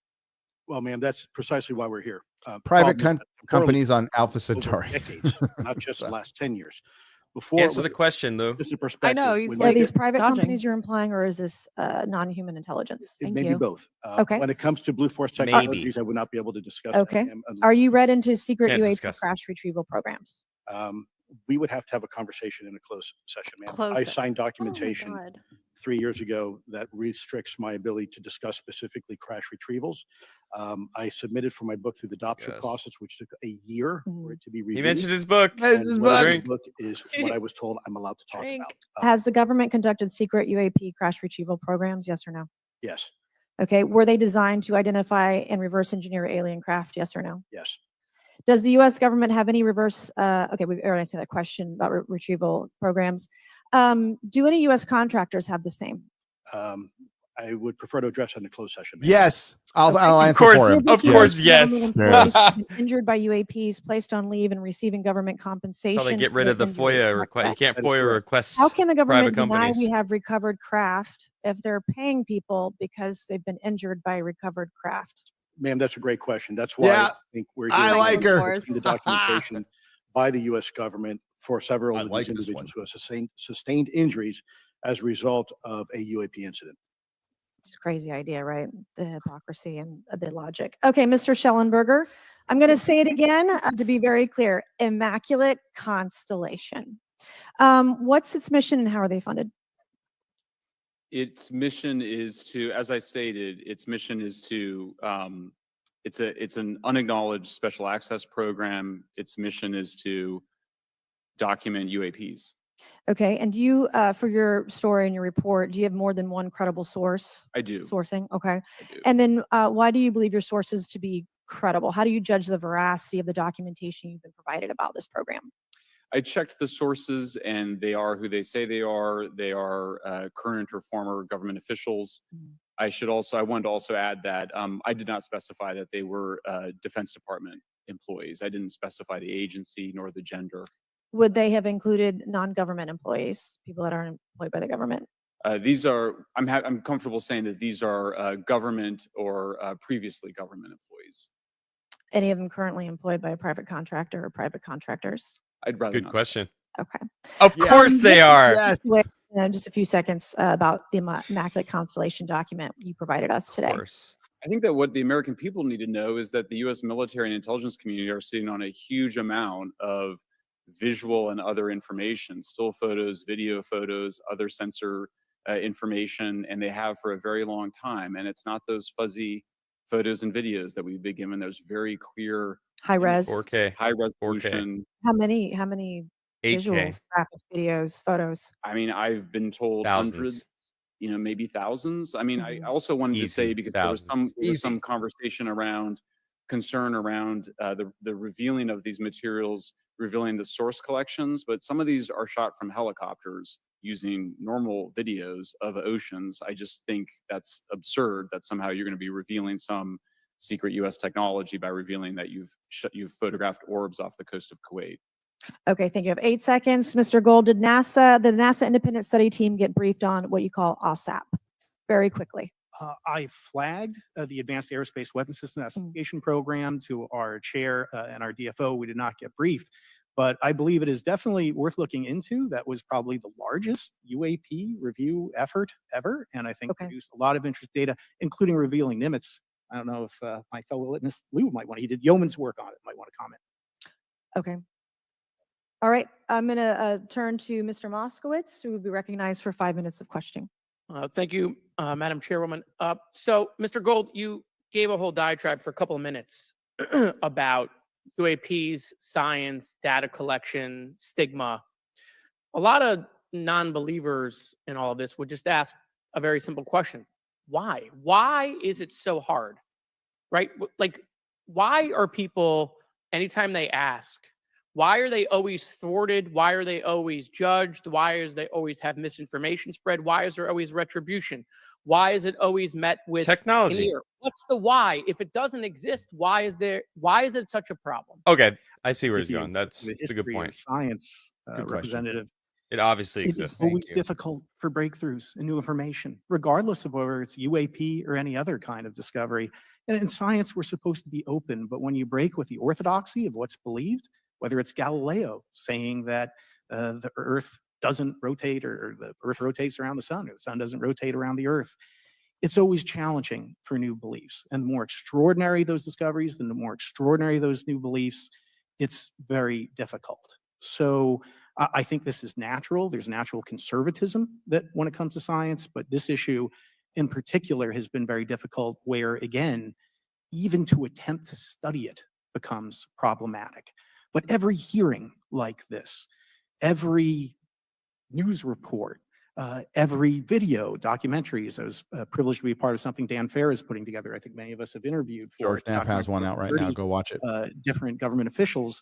Every brick in the wall will help get us closer to getting to the truth. I appreciate that. Not a good analogy. Mr. Elizondo, did I have that correct? Sure. I'm a recovering lawyer, so I'm going to put my hat on for a second. You said you signed a document. Love that. Who gave that to you? The U.S. government, sir. Okay, you have a copy of it? It is stored in the SCIF right now. I do not have possession of it. The U.S. government does. What department of the U.S. government gave you this document? I will say the Department of Defense. Unfortunately, I can't say in this forum much more than that. You specifically said the document said you can't talk about crash retrieval. Well, you can't talk about Fight Club if there's no Fight Club. Correct. Okay, I like it. Yep, I do. So it's kind of fun. That document that you signed, that you said exists, specifically said you can't talk about crash retrieval. Correct, sir. It was a limitation on because already I'd been speaking publicly about the topic. And so the document said you can continue saying X, Y, Z, but you cannot discuss the topic. When you give me the atmosphere of signing this document. You're in a room by yourself? I'm in a SCIF with a security officer, sir. Just one-on-one? Anybody else? There may have been an assistant as well. It was in a SCIF within a Department of Defense facility. Give me your background real quick. My background is I went to school to study microbiology and immunology, entered into the U.S. Army, and after a very short stint in military intelligence, I became a counterintelligence special agent. As a civilian, later on, I became a special agent in charge, running investigations in counterterrorism and counterespionage primarily, with some experience in counterinsurgency and counternarcotics. And then in 2009 timeframe, when I came back to the Pentagon after a tour with the Director of National Intelligence, I quickly became part of a program that was originally called OSAP that evolved into the program now called ATIP, which is where those videos that we now see, the Go Fast, the gimbal, the FLIR, that was part of our effort, sir. Right. So you're not some conspiracy theorist. You actually have a legitimate background. Well, sir, I'm certainly not a conspiracy theorist. I'm fact-based, just say facts. So when you're in this room, So are conspiracy you're in theorists. this room, you're by Yes. yourself, you're handed a document. How long is that? Just saying. It's about a page front and back. So basically you have some things they call trigraphs, which I cannot, again, talk. How long were you given Hi, to Chris. sign the Hey, document? how's it going? Hi, As long as Chris. I need it, sir. And Welcome what in. if you didn't I'm sign going to it? sneeze. Hey, Well, Yeah. then I suspect there'd be repercussions. I wouldn't have That's you. access to certain. Thank you. You're allowed to ask a lawyer, or weren't allowed to ask for a lawyer to review the document? It wasn't an option, but they probably wouldn't have allowed me to, because the document itself is pretty explicit about you have to be, like, putting me in an interest. Let me try to thread the needle here. There are certain documents that we have in the U.S. government that allow people to have access to certain programs, whether it's a special, and I'm going to be very generic here, whether it's a special access program or a controlled access program, SAP, CAP, whatnot. How many people have to sign that document? It depends how many people are going to get access to the information, sir. Okay. Last question, doctor, real quick. Can you tell us about the Omaha incident in greater detail? I've read your background, right? Some people would label you as a member of the deep state, since you worked in government for a long period of time. But can you tell us more Let's about? fucking air quote the deep state, bro. Let's not breeze over that. State, like it doesn't fucking exist. The U.S. Omaha, the Littoral combat ship of the U.S. Navy operating off Southern California. I don't remember the exact date. It was within the last decade. And what the watchstanders on the bridge observed was a UAP, again, something that was aloft but had no observable exhaust or control surfaces. So it was something that couldn't be explained. And then they saw it enter the water from the atmosphere and going through the air-sea interface. And so thus exhibiting transmedium travel. Thank you. I yield back.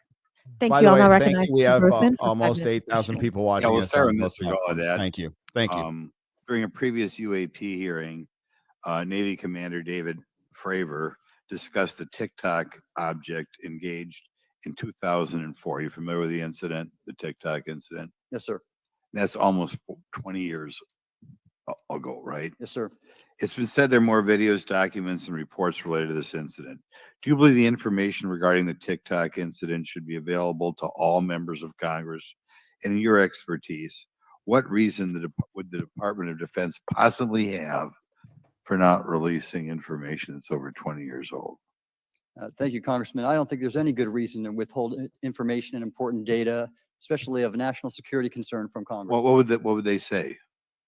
I will speculate, sir, that they don't want to share that kind of information because it reveals weaknesses in our ability to monitor and protect our airspace. Okay. Or In the written technology that testimony you we've came last gained. UAP Yeah. hearing before this oversight committee confirmed that UAP related information is, well, it's not only being withheld, but that elements of the government are engaging in a disinformation campaign to include personal attacks designed to discredit UAP whistleblowers. Could you elaborate on that statement a little? Yes, sir. Earlier this year, I met with the DoD's All-Domain Anomaly Resolution Office. And what I thought would be a 90-minute meeting just to meet with leadership turned out to be an hours-long influence operation on me, where they attempted to convince me of the validity of the very flawed and error-ridden historical records report. In addition, they tried to have me question very valid UAP reports like the Tic Tac incident, and even coming to stating possibly that the Tic Tac was American technology.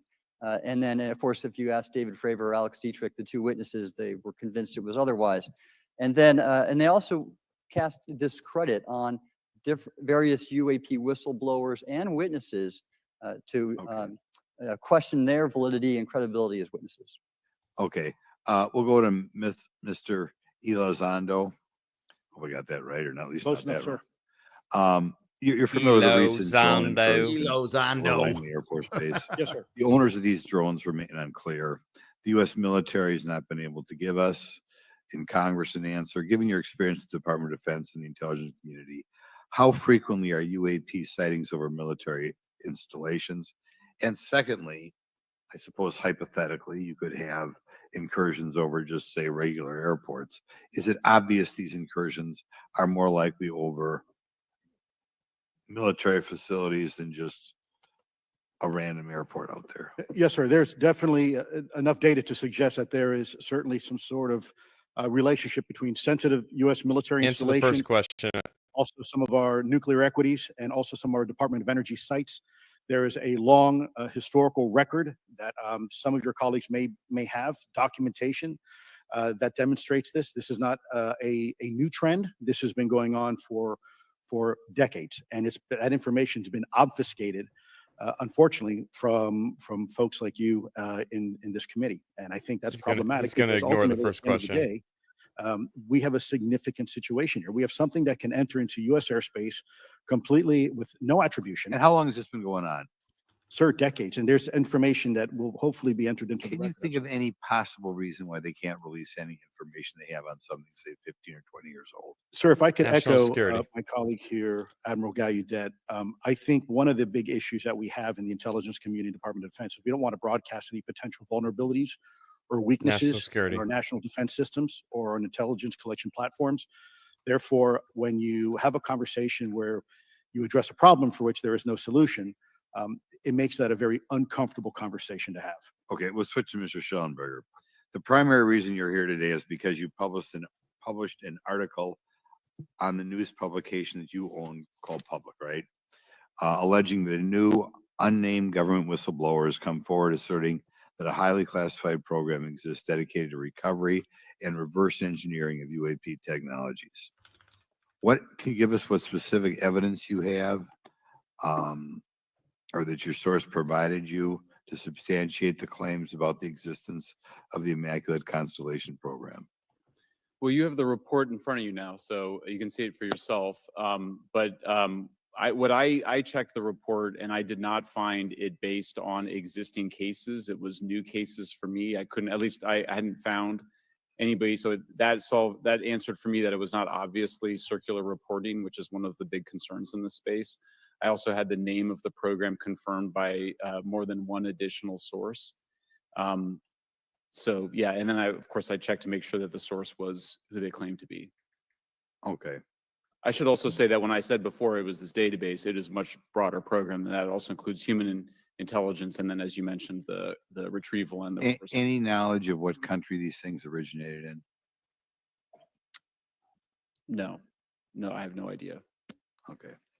Okay, I will now recognize Mr. Burchett for 5 minutes of questions. I Thank you, don't want to Chair miss Lady. Burchett. Our question is consent to enter I'll into stay the for a couple more record minutes. documents provided to us regarding legacy UAP programs and psychological operations. Lou Elizondo. So ordered. I also want to thank my buddy Jeremy Corbell for providing us documents and access to some whistleblowers. Mr. Elizondo, what is your last position with the federal government? Sir, I was the Director of National Program Special Management Staff, managing a White House Special Access Program on behalf of the National Security Jeremy Council. Corbell gets a shout out. How would you characterize UAPs? An enigma, sir, and a frustration. We're talking about technologies that can outperform anything we have in our inventory. And if this was an adversarial technology, this would be an intelligence failure eclipsing that of 9/11 by an order of magnitude. Are there classified Department of Defense materials related to UAPs that you believe could be safely disclosed to the public without compromising national security? Yes, sir, I do. I would never, ever try to endorse providing some sort of information that could compromise what we call a blue force technology or capability.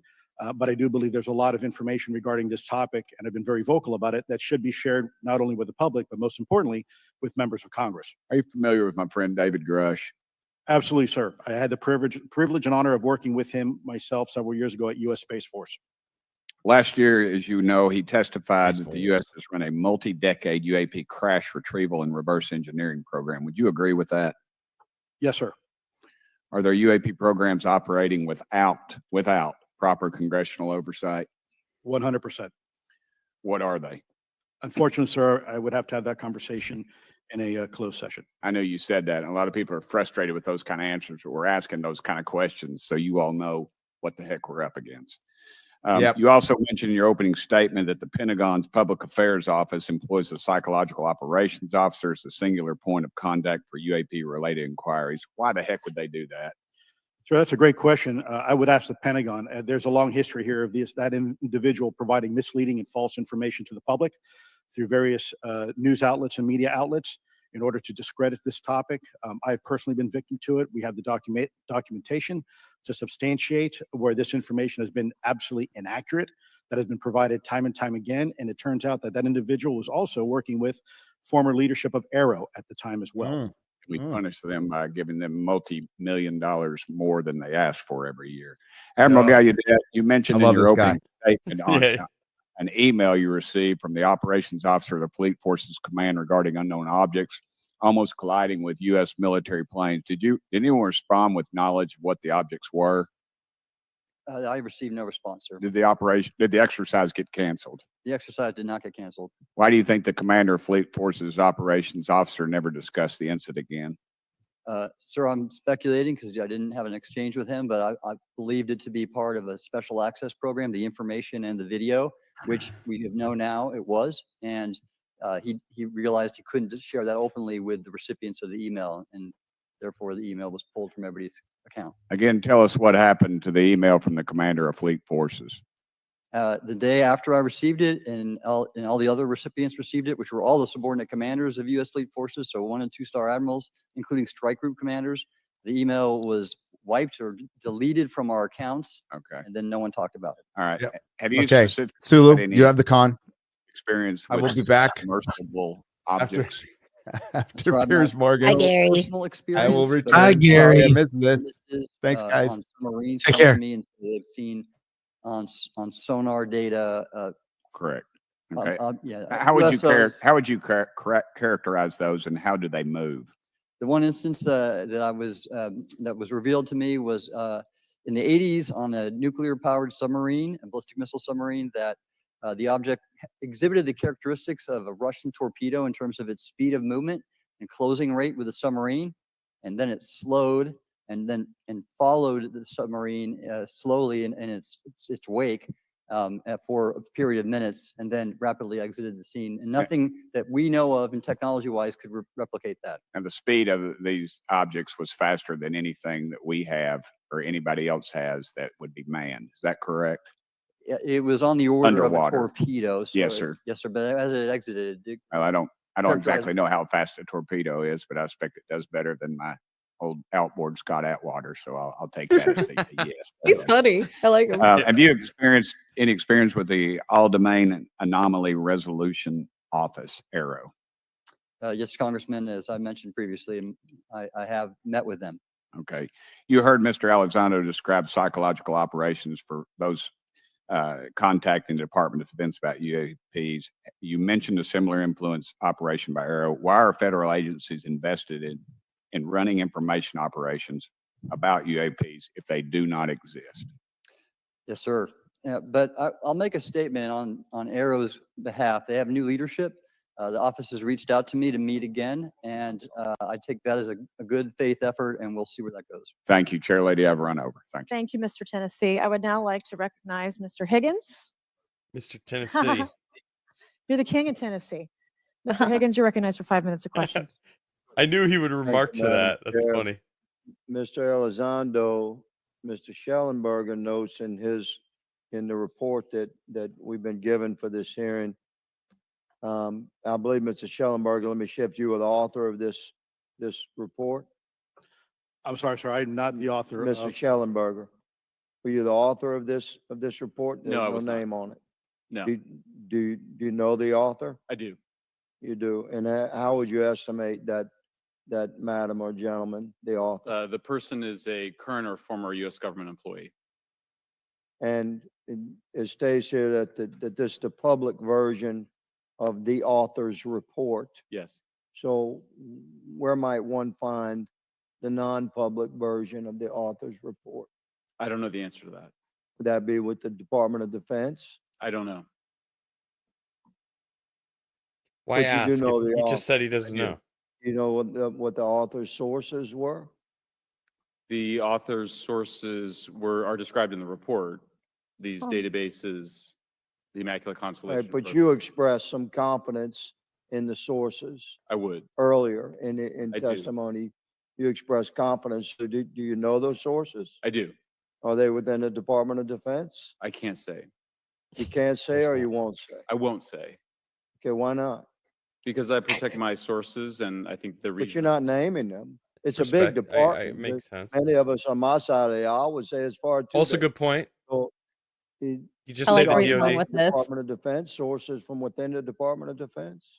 I'm not willing to reduce the Okay. potential universe of where my sources might be. Okay, moving on. In this I respect it, report, though. Mr. Elizondo, This took him a long time to get there. For reference, several types of allegedly alien craft or possibly alien craft or unknown aerial phenomena, what we used to call UFOs, are described. Spheres and orbs, discs and saucers, oval or tic-tac, triangular shape, boomerang and arrowhead, and irregular or organic.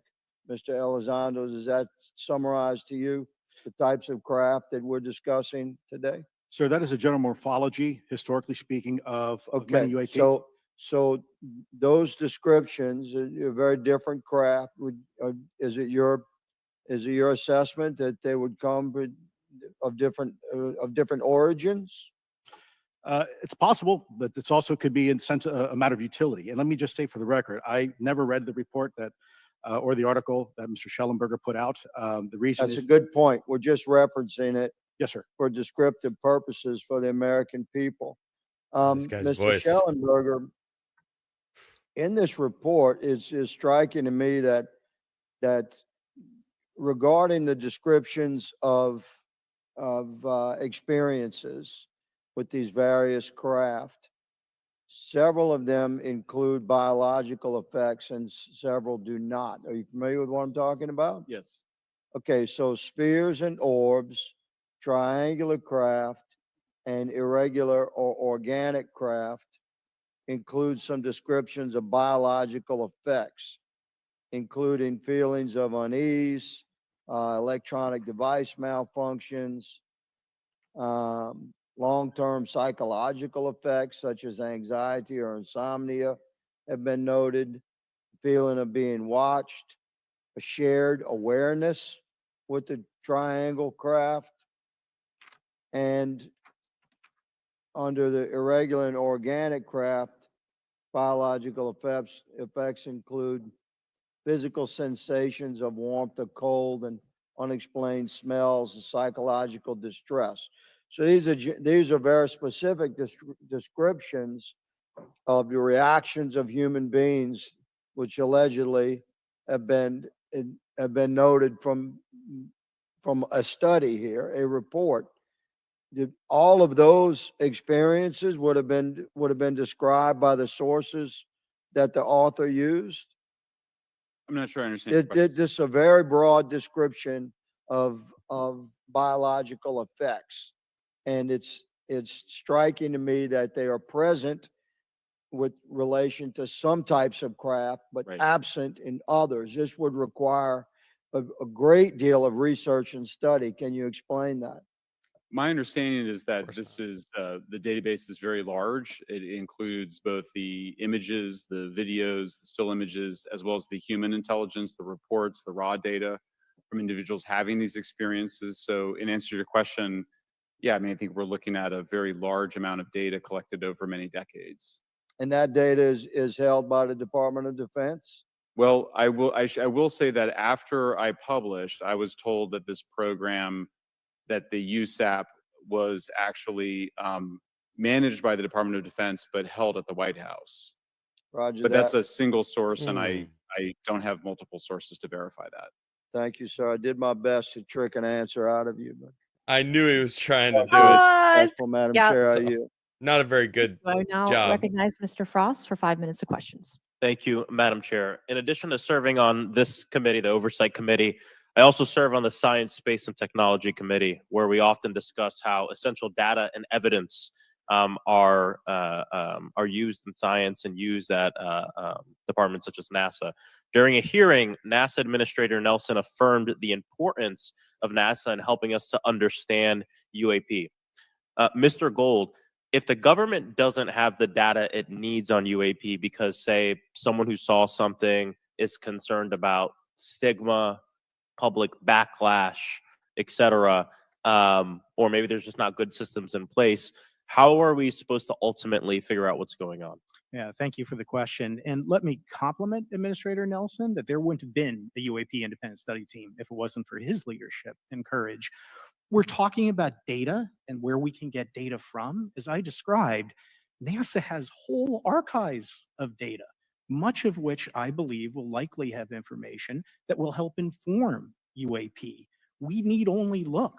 And again, in an era with AI and ML, we can relatively quickly and easily go through it. So I think it's something that we should encourage NASA to do.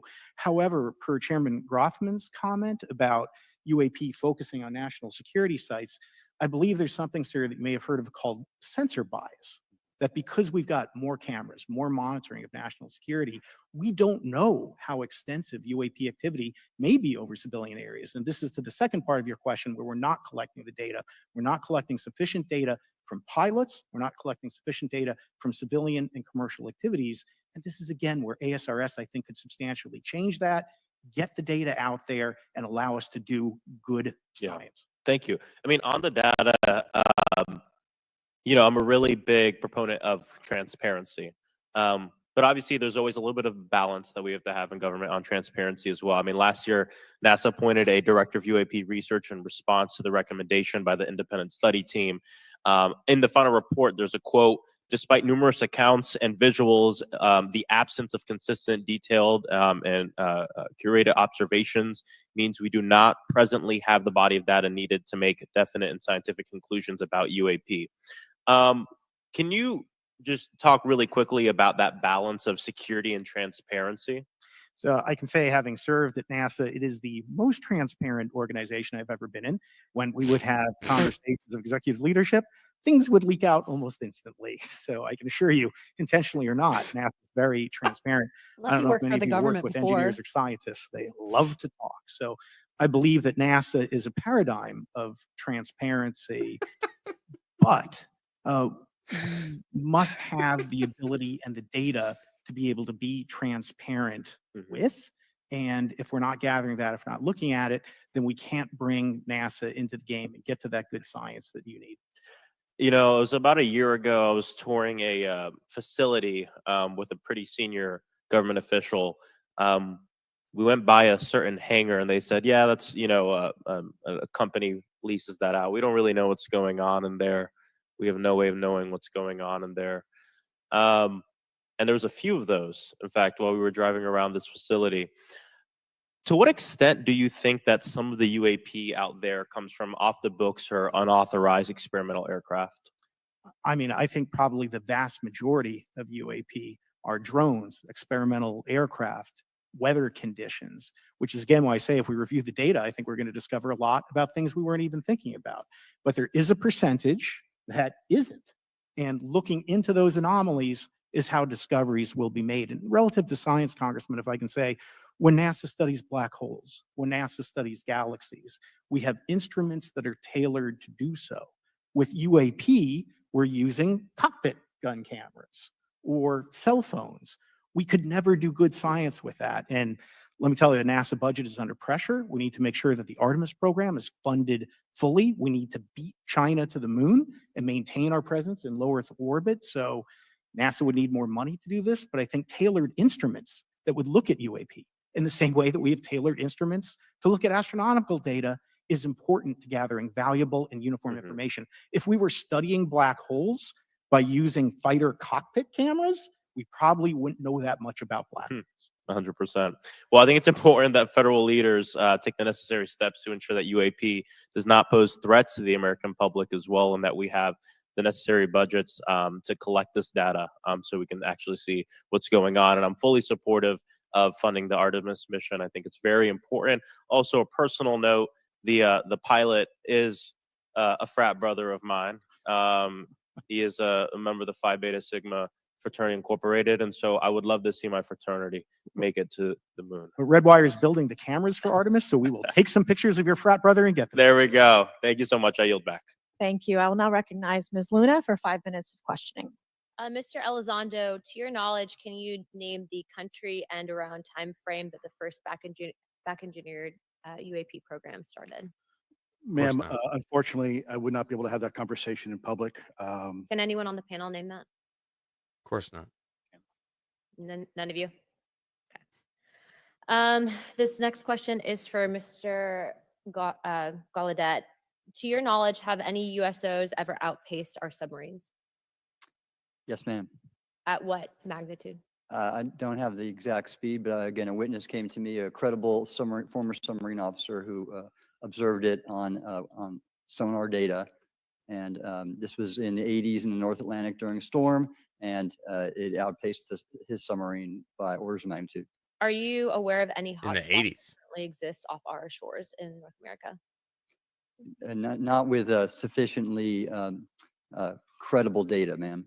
Okay, we've heard reports of there potentially being hotspots, maybe entry and exit points. Have you heard of any of that? I have not, ma'am, but my colleague here, Mr. Elizondo, does discuss some USO activity that he's observed in certain DoD databases. Mr. Elizondo, in regards to these aircraft being piloted by whatever they might be, non-human biologics, would you agree that it's likely that they are being piloted by some mind-body connection? Ma'am, I think it is safe to presume here that they are being intelligently controlled because some cases seem to anticipate our maneuvers, and in other cases they seem to. I came across an email where the word "stalked" was used in a very secure email between Navy officers discussing their ships being pursued by a UAP. In our previous panel, we had Grush, and he had testified to say that some of these were interdimensional beings. Can you speak on that at all? Ma'am, I'm not qualified, certainly as a scientist or otherwise, to speculate points of origin. I looked at everything from a scientific perspective. So if you look at, for example, instantaneous acceleration, which was one of the observables of the program that I belong to, ATIP, the human body can withstand about 9 G forces for a short period of time before you suffer negative biological consequences, blackouts and ultimately redouts and even death. Comparison, our best technology, the F-16, which is one of this older platform, but one of our most highly maneuverable aircraft, manned aircraft, made by General Dynamics, can perform about 17 or 18 G forces before you start having structural failure, meaning that the airframe begins to disintegrate while you're flying. The vehicles we're talking about are performing in excess of 1,000, 2,000, 3,000 Gs. So I guess would it be safe to infer that they're living craft? I'm not prepared at this point to state for the record is something alive or not, because even that definition is hard. There was a time in science we thought that life required oxygen, and we now know that's not true. There are anaerobic bacteria that thrive in oxygen environments that lack oxygen. And so also same with photosynthesis. When I was in the outside of space show, everything is derived from photosynthesis as a form of energy. In reality, that's not true. Things that live off of chemosynthesis. So we're constantly having to reevaluate our understanding of what the definition of life is.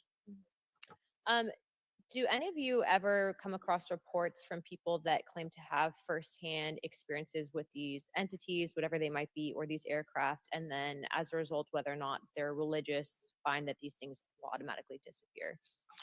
Anyone, and this is open to any of you on the panel. So just real quick, because I'm running out of time. Lou? Ma'am, I've always been a nuts and bolts kind of guy. When I was at ATIP, I was focusing more on the performance characteristics and less on the potential occupants. Okay, the reason I ask is because it seems like, just based on our conversations, that we've had people that say that there are good and bad of whatever these things are.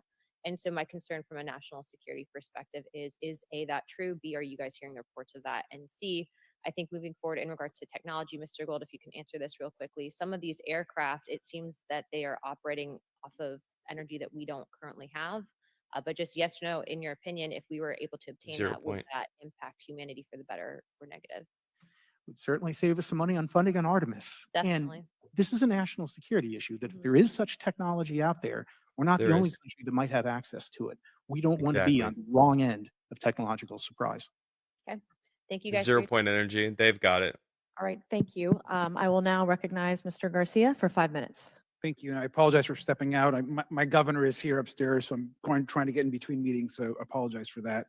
I want to just start by just asking everyone on the panel or witnesses, and I had a chance to read all the testimony before, but just to set the agenda, just if we can go down real briefly, do you believe, just for the record, that the federal government, any part of the federal government, is knowingly concealing evidence about UAPs from the public?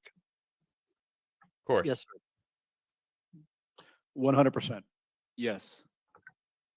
Yes.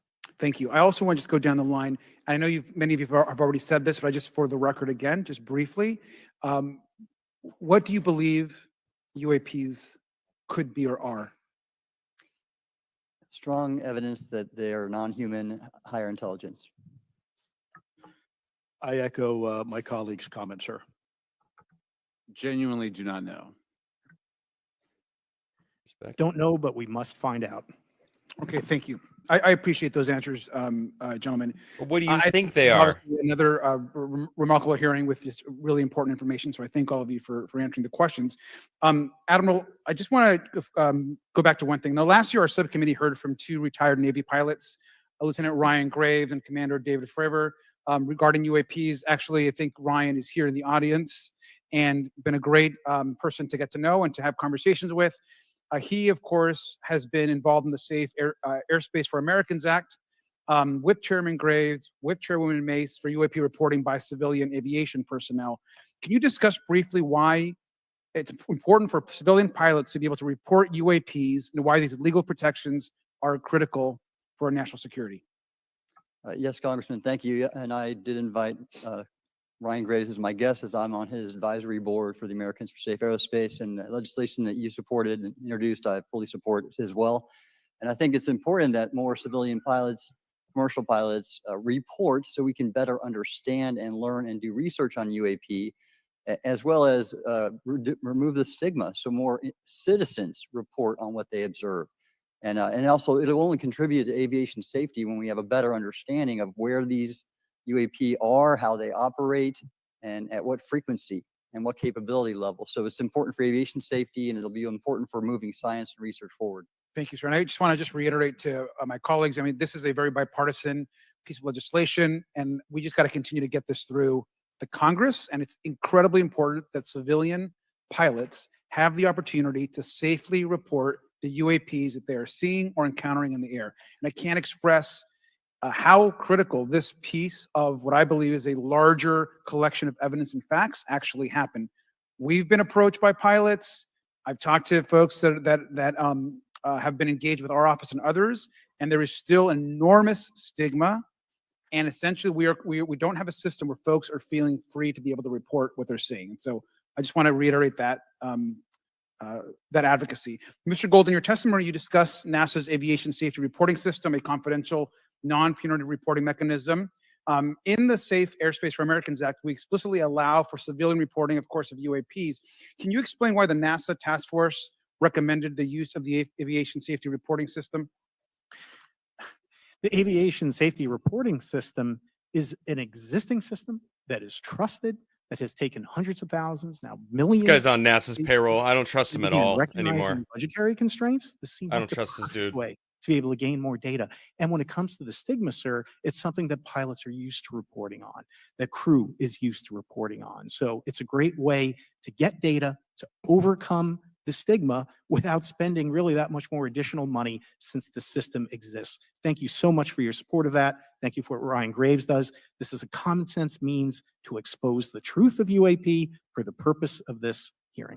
Thank you. And I just want to also add now, earlier this year, as part of the House Defense Authorization Bill, the NDAA, I had filed an amendment to include the UAP Disclosure Act, which would create a UAP Records Review Board and exercise with exercise of eminent domain over UAP-related material, modeled actually on the JFK Assassination Records Collection Act, which is widely known. Now, the amendment was blocked, but thankfully the Senate included the amendment by Senator Rounds and Schumer for the UAP Disclosure Act. So I just again want to say that we should be pushing and ensuring the UAP Disclosure Act, which is bipartisan in its support, should move forward. And if I can just briefly, particularly Admiral, can you just briefly, as I close my time, explain why the UAP Disclosure Act would be critical for us and our national security? You just said Adam rules. I'm just saying. Yes, I believe the UAP Pointed that out. Disclosure Act is important for national security, as well as advancing potential socio-economic benefits resulting from UAP research, as well as public safety, as we referred to previously regarding aviation. And this act will allow for greater transparency and open research, and that's why I'm also a member of the UAP Disclosure Fund as an advisor, as in the Sol Foundation, as an advisor, senior strategic advisor, which is advocating for the same. Thank you very much. I yield back. All right, thank you. I'd like to recognize Mr. Biggs for 5 minutes of questioning. Thank you, Madam Chair. Thank you for holding this committee. Thank you to the witnesses. Admiral, the video that is called the Go Fast video, the email that you've talked about being deleted, I just want to briefly cover this. You said that the email, the author was asking whether any of the recipients were aware of the classified technology demonstrations that it could explain the objects that were observed. And then you said the email disappears. Then you guys have a series of meetings. The commander of fleet forces and his operations officer never discussed the incident again. Is that right? Is that accurate? That's accurate, sir.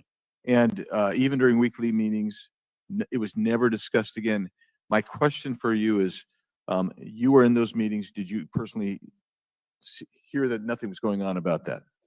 Yes, sir. I was in those meetings, and did you make inquiries about that? No, I did not, sir, because I inferred, since I had been read into other special access programs, that this UAP video was part of one that I was not read into, or any of the recipients, or the author of the email, and that an intelligence agency basically pulled it back and instructed the author of the email, hey, this is, you just conducted what they call spillage into a lower classification level. And when that's done, the procedures are basically to remove any of the communication. You're going to silo it. So, and you, Mr. Elizondo, you said in your report and your testimony today, a government work on the UAP subject still remains classified. Excessive secrecies led to grave misdeeds against loyal civil servants, military personnel, and the public, all to hide the fact that we are not alone in the cosmos. Fair? Yes, sir. All right. And all of you, and Mr. Schellenberger, by the way, I've read several of your books, Mr. Schellenberger, excellent stuff. What I would say too is, you were asked about the veracity of the author of this report. You comfortable with the veracity? Yes. Okay. And then, and I'll get to you in a second, Mr. Gold. We'll talk about Kuhnian and Lakatoshian scientific advancement and how we're obviating that through these processes. But we'll get to that in a sec, because what I want to really get to is I'm wasting time, Biggs. The ultimate question it really becomes this: for what purpose is the federal government overclassifying? Because that's what they're doing. They're overclassifying and forbidding the public for getting access to this.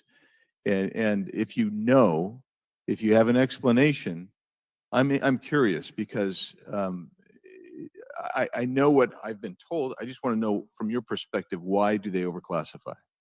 Mr. Elizondo, you look like you're finger on the button, ready to go. Yes, sir. Forgive me. I think there's several reasons. I think at the time when this reality became evident to the U.S. government, we were in the middle of the Cold War with then Soviet Union, and we did not want to tip our hands to what our knowledge base was on this topic.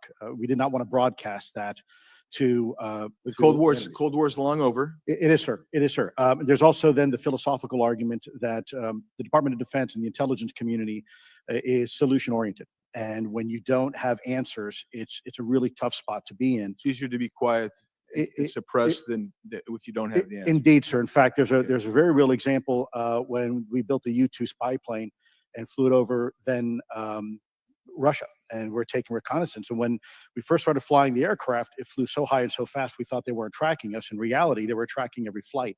It wasn't until the Russians could develop the SA-2 surface-to-air missile and successfully shoot them down. I would suggest to you also, along with Lakatos and Kuhn, you also have a problem with Kenneth Arrow's path dependence or increasing returns. That's one reason why they won't disclose it. It's too painful to admit. But I just want to read a couple things from Mr. Schellenberger's what he gave to us today, because I think this is interesting stuff, and I just want to convey this to you. On USG networks, there exists infrared footage of and imagery of a grouping of vessels engaged in SIGINT and massive collection at night in a specific area of the Pacific Ocean. This footage, which was in close proximity to the vessels, a large equilateral triangle UAP suddenly appears directly over the ships. These three bright points are seen at each bottom corner of the UAP, which is observed to slowly rotate on its horizontal axis. And he goes on to describe that. And I just want to read one more, and I'm doing this because same thing happened with the Malaysia airline. I think it's interesting. This stuff is interesting as anything. So let's get this one here, right here. While performing a routine airspace surveillance and control mission in the Eastern Air Defense Sector, an F-22 fighter observed multiple UAP contacts at mission altitude. Moving to intercept, the F-22 pilot noted multiple metallic orbs slightly smaller than a sedan hovering in place. Upon vectoring towards the UAPs, a smaller formation of the metallic orbs accelerated at rapid speed towards the F-22, which was unable to establish radar locks on the presumed hostile UAPs. The F-22 broke trajectory and attempted to evade, but was intercepted and boxed in by approximately 3 to 6 UAPs. And then I'll leave that there, but because I just have no more time left. Well, she's not looking. So let's just get into let's get into part of this. I thought I would be saved by the bell. No. Let's talk about Kuhnian, Lakatoshian type of scientific development. And the problem that we have here is you have institutional blockage of what would be normal development of scientific ideas. And if you want to expand that, Mr. Gould. We're over time, so be very fast, please. I'll just say I'm a recovering attorney, so please take it easy on the science. But all breakthroughs have been heretical at first. And that's the challenge that we face, particularly with something as extraordinary as this, which is why gathering the data is so important. And I'll just end by saying, by the way, the overclassification of material is in no way limited to UAP. That is occurring throughout the government, as well as the inability to get people classifications in a timely and efficient manner, and then to have those classifications be broad enough to be useful. So this is a larger issue that I hope that Congress will. Thank you. Thank you, Mr. Biggs. I've been generous. All right, Mr. Burleson, I'll recognize you for 5 minutes of questions, please. Thank you, Madam Chair. Mr. Elizondo, does any branch of the United States government or defense contractors possess technology? Sir, there's documentation that I believe was submitted for the record that was approved for release by the U.S. Pentagon, by the Department of Defense Office of Pre-Publication Security Review. And it states one of the reasons why my predecessor program, OSAP, was trying to collect material of unknown origin. Was it successfully collected? It was not. What happened is that there was an aerospace contract company that requested to divest itself of the material that was collected in the 1950s. Unfortunately, that didn't actually occur. So let's dive into that. That's the Bigelow Airspace, correct? So yes, sir. There was a journalist, Christopher Sharp, who said that there was a transfer between Lockheed Martin, Bigelow Airspace, and the CIA allegedly blocked this. Can you describe that? What I can say is that it was blocked. Why it was blocked, I can only surmise. I was part of some conversations later on with some of those contract personnel where they had told all of us that is accurate. What we required was a memo from the Secretary of the Air Force in order to make that complete, and that never occurred. And so when Secretary Mattis became Secretary of Defense, I decided it would be appropriate for me to try to receive a memo from him as SecDef, as Secretary of Defense, if we could not get a memo from the Secretary of the Air Force to transfer that material. So if that material exists today, who's in possession? Sir, I wouldn't be able to have that conversation in open hearing. We probably have to have that. Okay, my Probably Lockheed Martin. opinion is, if we were in a secure setting, if we were in a SCIF, would you be able to provide or get access to something, whether it's visuals or material that we could put our hands on, or biologics, that would convince me, that would show me that we have non-human origins. Sir, that decision would not be mine. That would be to the gatekeeper still in the U.S. government. And who would we? So if you were in our shoes, where would you go from here? How would you get that information? Where I can't lots tell of you we that just don't know publicly. who to ask because we don't know where to go next. So if you were in our shoes, where would you go? Well, I prefer to answer that question in a closed session. Oh, However, God, we you got established it. Arrow for that very purpose. And unfortunately, under its previous leadership, it failed. So one would hope that they would have the authorities necessary to do that. Let's hope that this new iteration of leadership will be successful. Oh, it will be. In the discussions, it's simply about material, or is there discussion about it was previously testified that there was biologics that were collected. Are you aware of any of that? I am, sir, aware of the reporting that biologics have been recovered.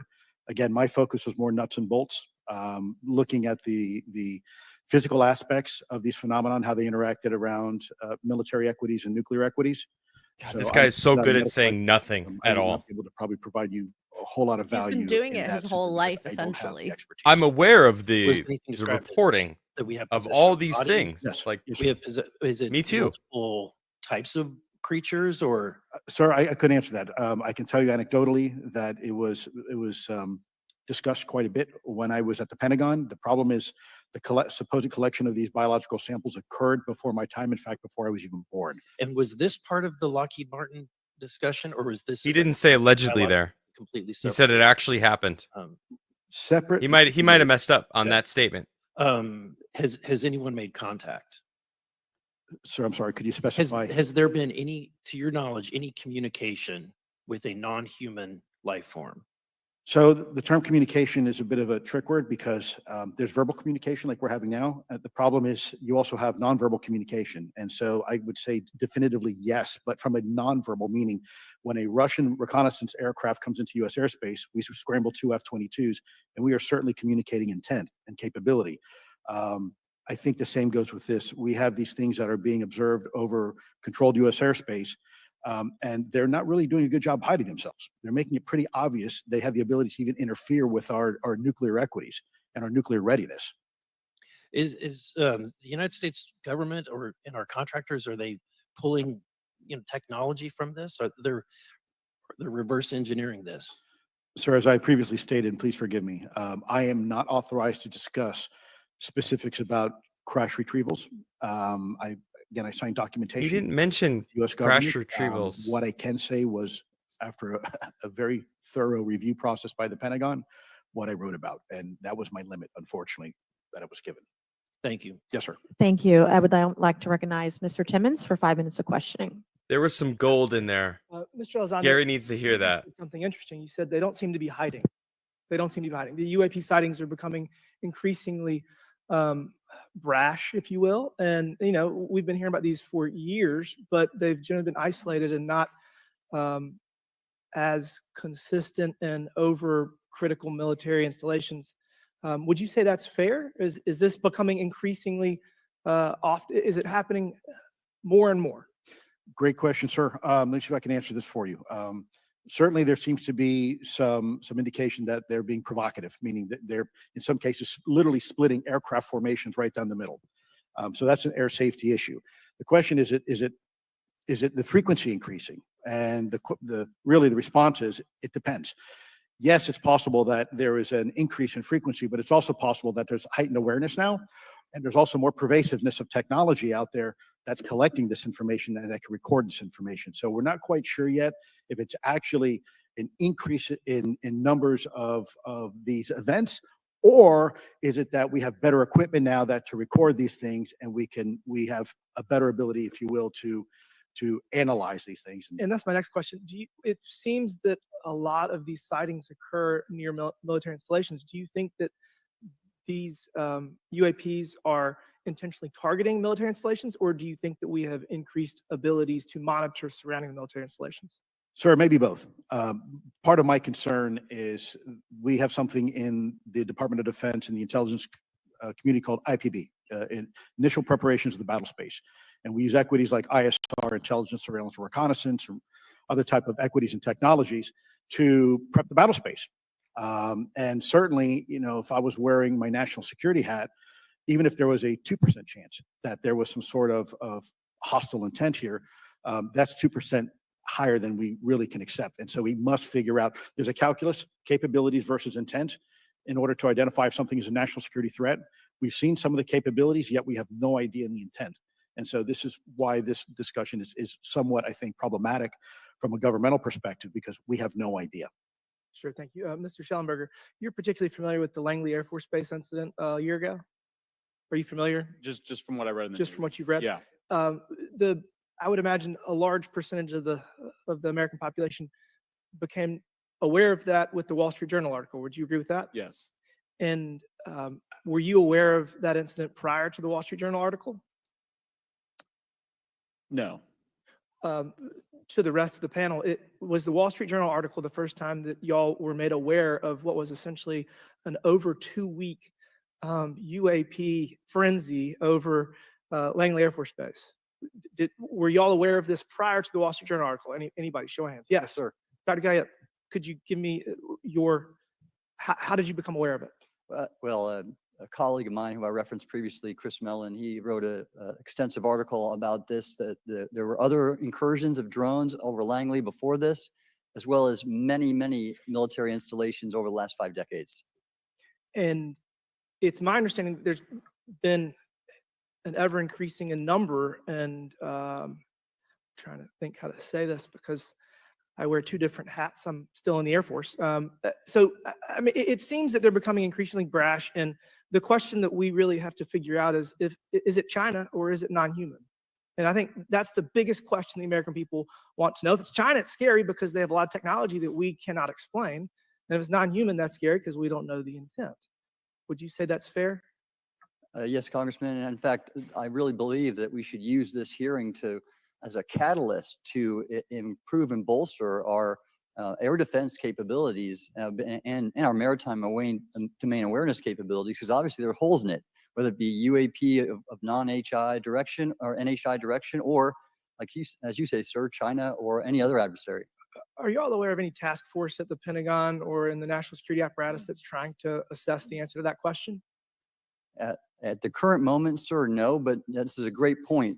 From 2020 to 2022, there was a UAP task force in the DoD succeeding where Mr. Elizondo worked, led by Jay Stratton, who had the first comprehensive whole of government approach to UAP, which involved pathways to declassification and to increase transparency, as well as assessing the national security risks of UAP. This was a really well-established approach, and we have all advocated that something like it return. I'm running out of time. The last thing is that we need authorities. The law enforcement, military do not have authorities to actually engage, and Congress needs to act to give those authorities to local law enforcement and the military so they have clear guidelines on how to assess these issues going forward. I yield back. Thank you. Thank you. I'd like to recognize Ms. Boebert for 5 minutes of questioning. Thank you, Madam Chair. Now that we have all been cautioned in this committee hearing that the mention of Pentagon's Immaculate Constellation program could put us on a list, well, I already find myself. I think I speak for all of us when you say she's I speak my fucking mind hot. often, so why not just What, keep more going than with Luna? it? May as well just go all out and say it. The Earth is I think flat. Luna's hotter. Birds are government drones. And She said it. we were set on foot on the moon, and Joe Biden received 81 million votes in the 2020 election. Oh! So let's just see how many lists we could get on here today. But Mr. Schellenberger, I wanted to ask you. I think I understand from this hearing that you would agree that classifying information like this is not in the best interest of the people. Is that correct? Yeah, I mean, with the caveat that, of course, I would support classification necessary to protect secrets essential to national security, but I think it's pretty obvious that there's overclassification. Overclassification, yes. And so in most instances, if they can't tell us what, do you think at some point they'll at least tell us why? President-elect Trump has repeatedly committed to greater transparency, both on the UAP issue, on JFK files, on Yes. COVID origins and many other things. So I think that we need to make sure that the next administration is held accountable for that. Agreed. Oh, And they're this is bringing it for all out. four of you. Yes or no, please. I have many questions I want to get to. Are there any known instances of recovered materials or technologies that are not of human origin and maybe connected to any advanced bioscience defense programs within the USG? I don't No know. answer. I wouldn't be able to answer that, ma'am. I don't know. I don't know. Okay, so there are rumors that have come up to the Hill of a secretive project within the Department of Defense involving the manipulation of human genetics with what is described as non-human genetic material, potentially for the enhancement of human capabilities, hybrids. Are any of you familiar with that? Yes or no? No, ma'am. I am not, ma'am. I'm not. No, ma'am. Okay, I would like to know with Immaculate Constellation, how does this relate to UAP activities, Mr. Schellenberg, in oceanic environments? Are there any instances where the Navy or other maritime forces have encountered UAPs that could not be explained by known technology or natural phenomena? Yeah, the Immaculate Constellation covers both terrestrial and oceanic, and there's actually a number of cases described in the report that occur in the ocean. And do you believe that there is a concerted effort by the Pentagon to keep Congress out of the loop regarding these UAP activities, specifically in our waters? Yes. I think it's about 5% of our ocean that's actually been studied in detail by man, and we've studied more of space than we had of our own oceans. And so, are there any accounts of UAPs emerging from or submerging into our water, which could indicate a base or presence beneath the ocean's surface? I don't know about a base, but as I mentioned, I had a different source entirely describe this pretty extraordinary footage that exists of orbs, of an orb coming out of the ocean and being met by another orb. Some would say that there's multiple hotspots where we see frequent activity. So in your investigations, have you come across any data or visual evidence like sonar readings or underwater footage of these UAPs? I have not beyond what's in the report. You've written about UAPs not only in the air, but in underwater.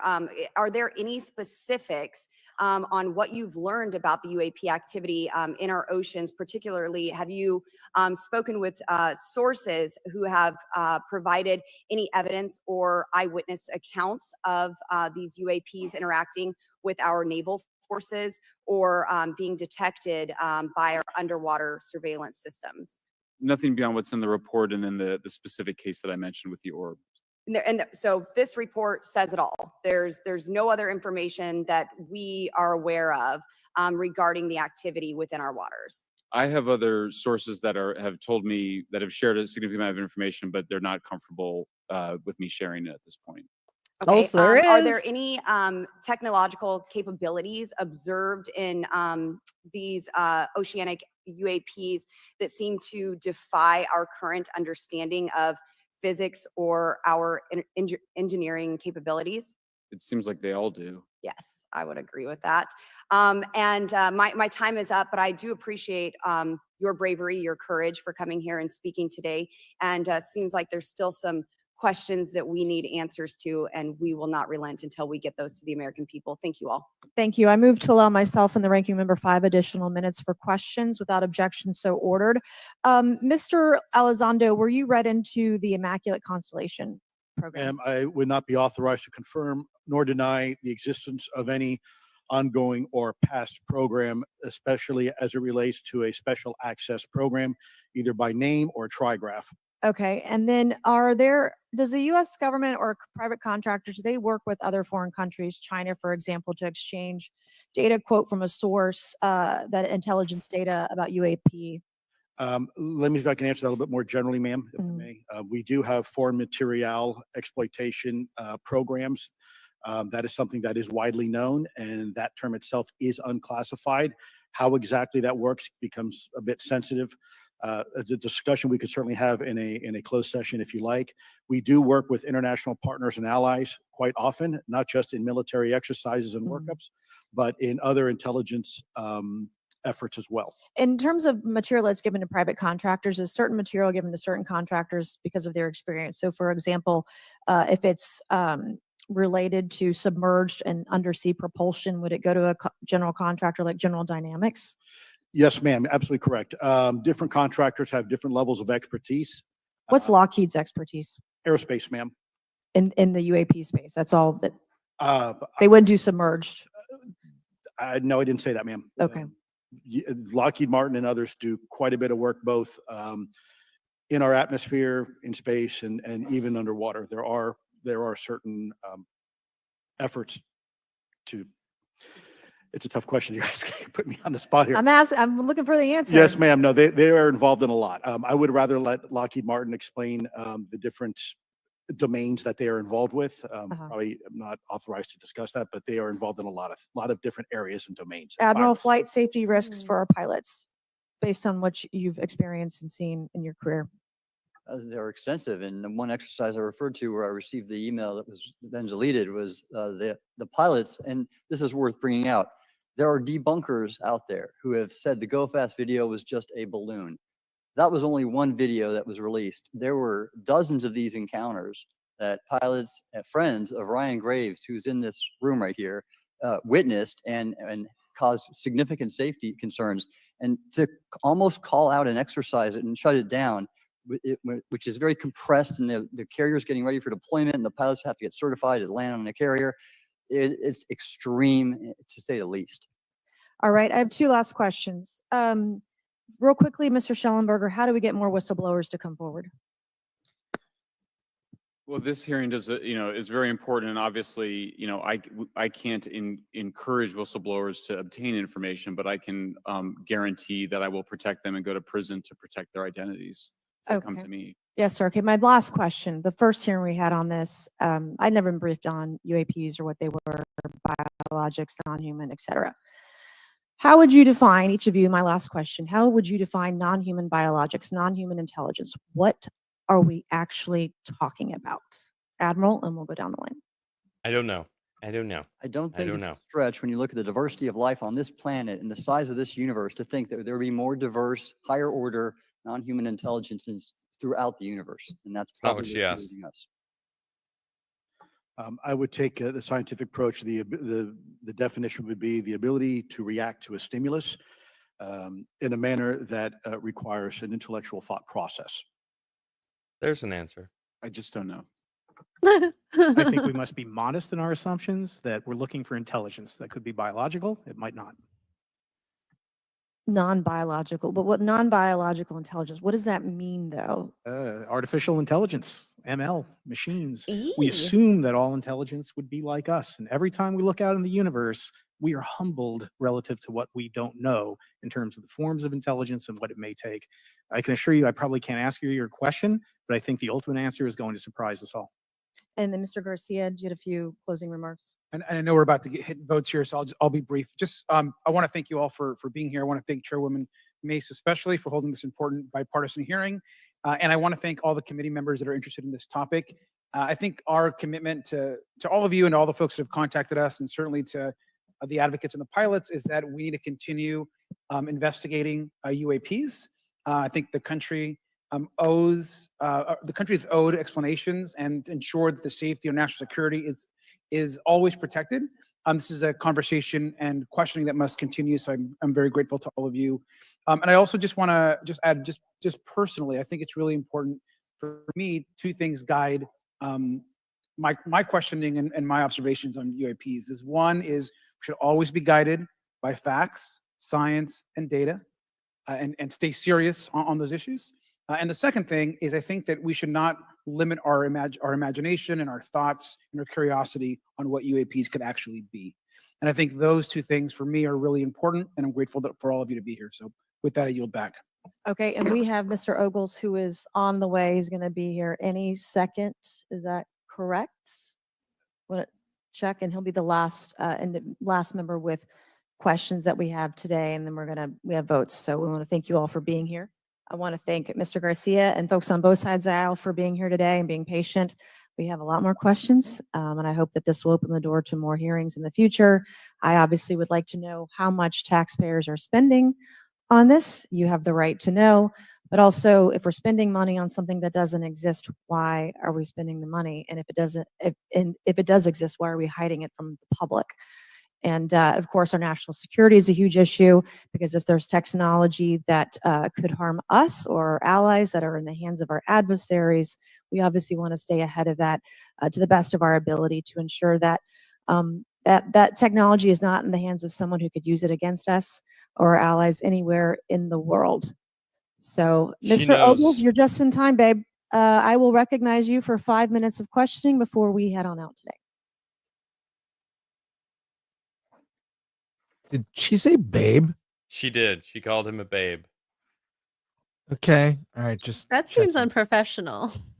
Completely. I'm calling HR. Thank you all on her. for being here. And Madam Chairwoman, I out of breath because I sprinted to get here. Oh, But, This is okay. an important hearing. And you called me babe. Oh my God. Took my breath away. Going on. Mr. Elizondo, based on your knowledge of UAP sightings, do you believe it's fair to say that they are especially common near nuclear sites? Yes, sir. Mr. Congressman, I absolutely am convinced of that, as are my An colleagues affirmative- inside the government. Affirmative question, And but the he reason said why I posed that followed up by question saying, has been "Yes, one of I my think talking that." points from the I beginning don't, is I, that I don't want to Oak speak Ridge for you, is X-ray girl, but that the guy is so-called weather probably someone balloon you that would refer to maybe as a drifted, DILF. that we now know was Is that controlled. It Adam? You're a passed near DILF Oak now, I Ridge. guess. It obviously Maybe. is a Thank you. sensitive Yeah, site, thank you, Congratulations. Chris. both Appreciate that. of Yeah. interest to our I'm not adversaries calling anyone and a to dilf. whatever else this is. Because we know that at military installations, at sensitive locations, such as nuclear facilities, that we're seeing this take place. So the question is what is it? Do you No- believe they've no caused an answers. irregular activity, and why might they be interested in those sites? Sir, in some cases, it's actually regular activity. You'd be surprised. There's actually documentation right now that's been submitted. It's not just Oak Ridge. It's Savannah River site, SRS. It's also Los Alamos. A lot of our sensitive R&D locations appear to be under some sort of surveillance and monitoring. Why? Well, because a lot of innovation comes out of those areas. A lot of new technologies, a lot of, if you will, Wow. disruptive technologies Actual that we use for answers. national defense originates out of those locations, and advanced concepts in physics as well. So if I was doing any type of reconnaissance, even on a foreign adversary, that's a great target to start with. Sure, and again, this has been one of my talking points. I do have questions. What role might the Department of Energy or its subsidiaries or affiliates have in this type of technology, or possessing this type of technology, whether it's ours or others? Mr. Gallaudet, I think your testimony has been pretty clear, but would you please reiterate that do you believe UAPs pose a threat to pilots? Excuse me. Yes, sir. Absolutely. They were threatening Navy pilots during the exercise that I was, my people were involved with in 2015. And it's my understanding they're risking pilot safety, commercial and military today. Well, considering, and I understand that there's a need in some cases to keep certain technologies secret, but you believe that it is posing a threat to our personnel, correct? Yes, sir. So I think it's reasonable to conclude that if there's a threat to our personnel who are serving our country faithfully, that there be oversight. 100%, Congressman. And in fact, that's the one thing that we've not talked about enough during this hearing, is the fact that the government, the executive branch, not sharing with Congress what it knows about UAP infringes on your legislative and oversight responsibilities to such an extent that's very concerning. I mean, what else are we, if you look at national security or intelligence or foreign affairs or appropriations, you all have oversight and legislative responsibility regarding those. This UAP issue may be the greatest issue of our time, and it's being hid from you. Well, I mean, and to your point, I think we've seen over the decades that we have certain adversaries like China, like Russia, that technologically speaking are not as advanced as us, that they lack some of the lethality that we have, and that we've seen that they've gone after our technologies and in some cases succeeded, in particular with missile technology. And so again, my concern whether this technology emanates from us or otherworldly, that we know that we possess it. And where's the accountability? Where are the stopgaps? What are the guarantees that if this were to fall in enemy hands, that it isn't immediately weaponized against us? And I'll say this, it is clear from my experience and what I've seen that there is something out there. The question is it ours? Is it someone else's? Or is it otherworldly? And Madam Chairman, I would posit that as the legislative body, as the regulatory body, we must know. And anyone who prevents us from gaining access to that information, I would consider that criminality. Because we have U.S. personnel who may very well be in harm's way. Yes. We have technology that ultimately may threaten our very existence. With that, Madam Chairman, I thank you for your indulgence, and I yield back. Thank you, Mr. Ogles. And with that and without objection, all members will have 5 legislative days within which to submit materials and to submit additional written questions for the witnesses, which will be forwarded to the witnesses for their response. If there's no further business without objection, the subcommittee stands adjourned.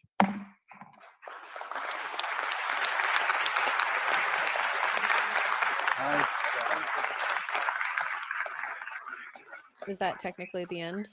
Yeah. So a whole lot of nothing, as I like, expected. Yeah. Mhm. Just a whole lot of nothing. A little shimmer shake. There's like 2 sentences that Lou finally doesn't add a scapegoat clause, because he does it in almost everything he says, where it seems like, or I heard that, or along those lines. Like he always makes it like, yeah, I believe that to be the case. Like I couldn't stand it like every single time, but there was a few times where he actually didn't do that. I kind of want to take the transcript and dissect that certain portion to Right. see what he said again. And I mean, hey, if that's new information, that's great. Because I feel like there was a whole, like all the stuff they said, all stuff we know. Yeah, Or exactly. I don't know. Nothing's new here. I want to talk about it behind doors. Nothing they said is new. Everything they said is just, we need more accountability. We need more transparency. My favorite part is that freaking gold guy saying NASA's the most transparent government entity. Like, that's hilarious. What? Maybe What? to him, but I think that he just doesn't know. He's No, not in NASA the paid know. him to say that. You think so? Yes, for sure. That dude is on NASA's payroll for sure. Ugh. So, Chris, this is the first time we've talked about UFOs with you. Do you watch these hearings? Yeah, well, I watch Forbidden Frontiers. So what can I say? I'm a novice in this, but I spent a lifetime looking into things like this. I saw the movie Chariots of the Gods in theaters when I was a kid in the 70s. I read the book. I watched In Search of with Leonard Nimoy. And while I'm not a scientist, I'm currently wearing scientist glasses. So I noticed that. So that raises your IQ points like seven points. That's I why feel Asians wear smarter. glasses. Like when the Scarecrow got a diploma at the end of Wizard of Oz, it just instantly, I get a 10 plus smart points. Anyways, so I think someone needs to, maybe Trump, make a major announcement saying, yes, there are UFOs, and there have to be top people on this. I feel like if you get whatever evidence exists, put it in front of someone like Elon Musk. Like Gary said earlier, I was listening to you guys while I was out and about. When Gary said it's like dropping a motorcycle to people in the 1700s, they'd look at it. It's like, okay, I can see how this might work, but they could not reproduce it. And that's kind of maybe what this stuff is. Now, the people they have looking at, can you imagine if the mind of Musk was on whatever materials they have? And it could be some evolved form of human, or some evolved machine, or, Element 151. Yeah, or just like, something non-carbon based. I mean, just whatever it is.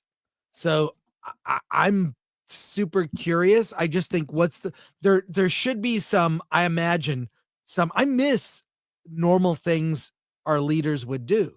Like make big announcements or call for calm or call for the country to, we didn't get that for the last 4 years, which is why I think the current children. I mean, it's ridiculous. No press conferences, no even, I remember, I mean, 115, yeah, element 115, sorry, chat. I'm older than both of you. I'm tired. I'm on 3 hours of sleep. It's all good. It's all good, man. I'm just forgive saying that I remember when our leaders actually led, when they would call for calm, they would be almost the patriarch of the country. And we need a leader who can say stuff, who can say, here's what the status is. We found this. We don't know what it is. We're going to get top minds on it. I mean, I hope Elon has the time. He's the only one that comes to mind, but I feel like we need better minds looking at it. And the secrecy is just, what's the point of it?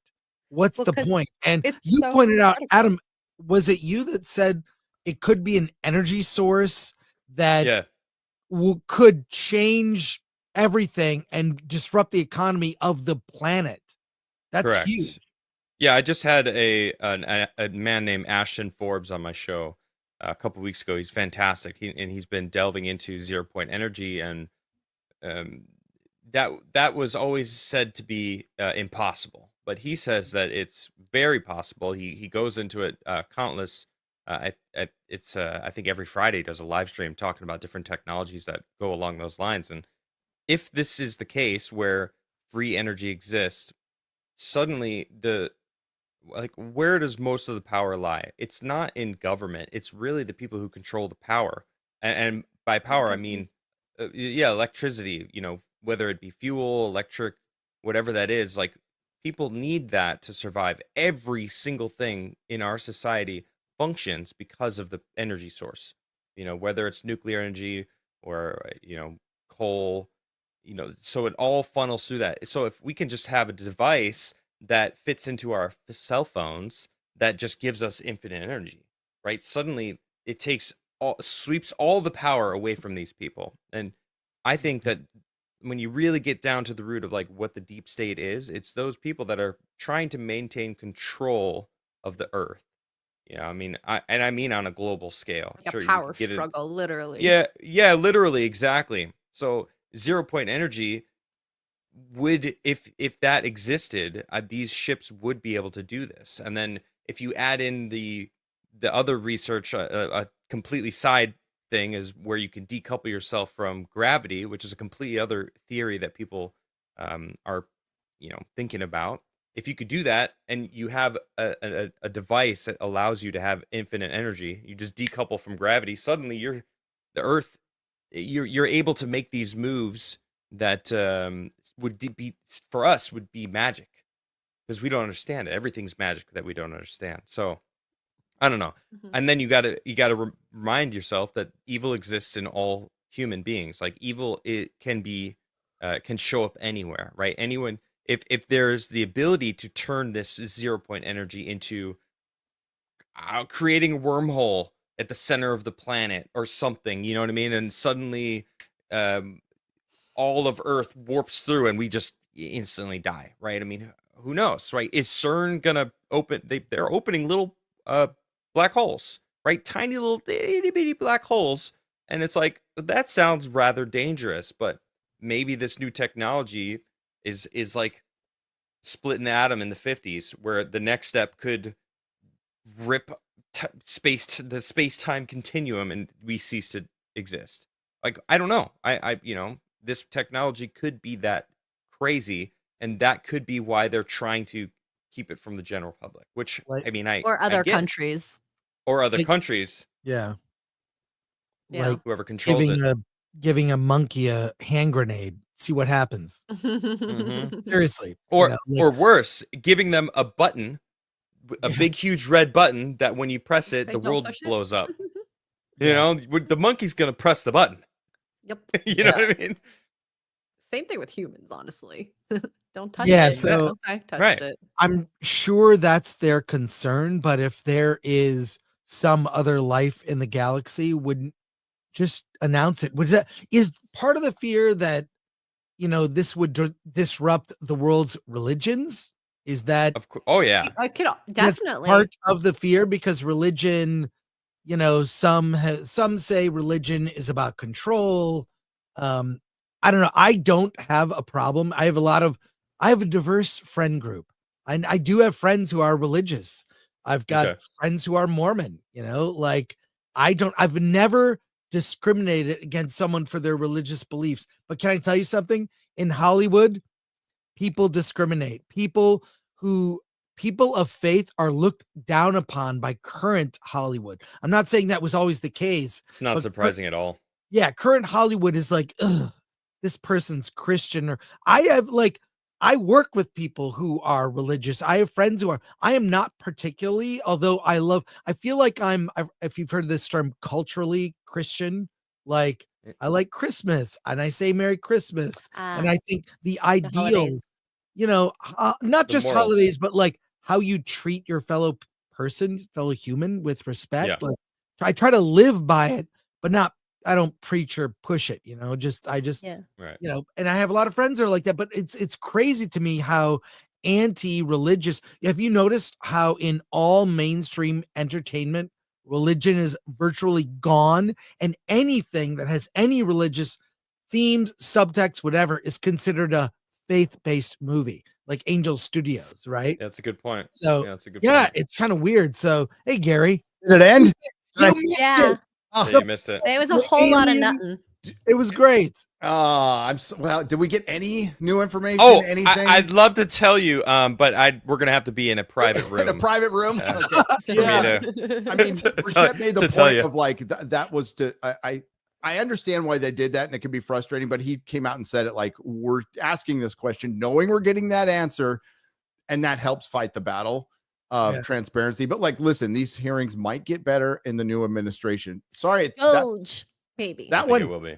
that one went Good long Doge. on Piers. I did a lot of yelling on this one, so Oh. it should be I can't wait to see that. yeah. I've never Good. done like an hour before, so I mean they Were brought you gone in, for a full hour? Wow. It didn't yeah, feel so like they it. brought in some a guy who worked for the Kamala campaign. Tommy Learn was there, and then that gay black God. dude who we always kind of was kind of a punching bag, and Esther, who's fucking, Base. I love her. She's so based. Yeah, I yelled a lot. I did, but we'll see. How was Chris, Piers? let me ask you Who was something. who? How was who? Oh, Piers. okay. Piers. Yeah. Yours is great. Yes. Yeah. Yours is funny. Like I hate to preface this. I don't agree with him on a lot of shit. But I'm, my wife and I disagree on shit. So, but Piers is always very nice to me. So yeah, he was funny. He's gloating with the rest of us.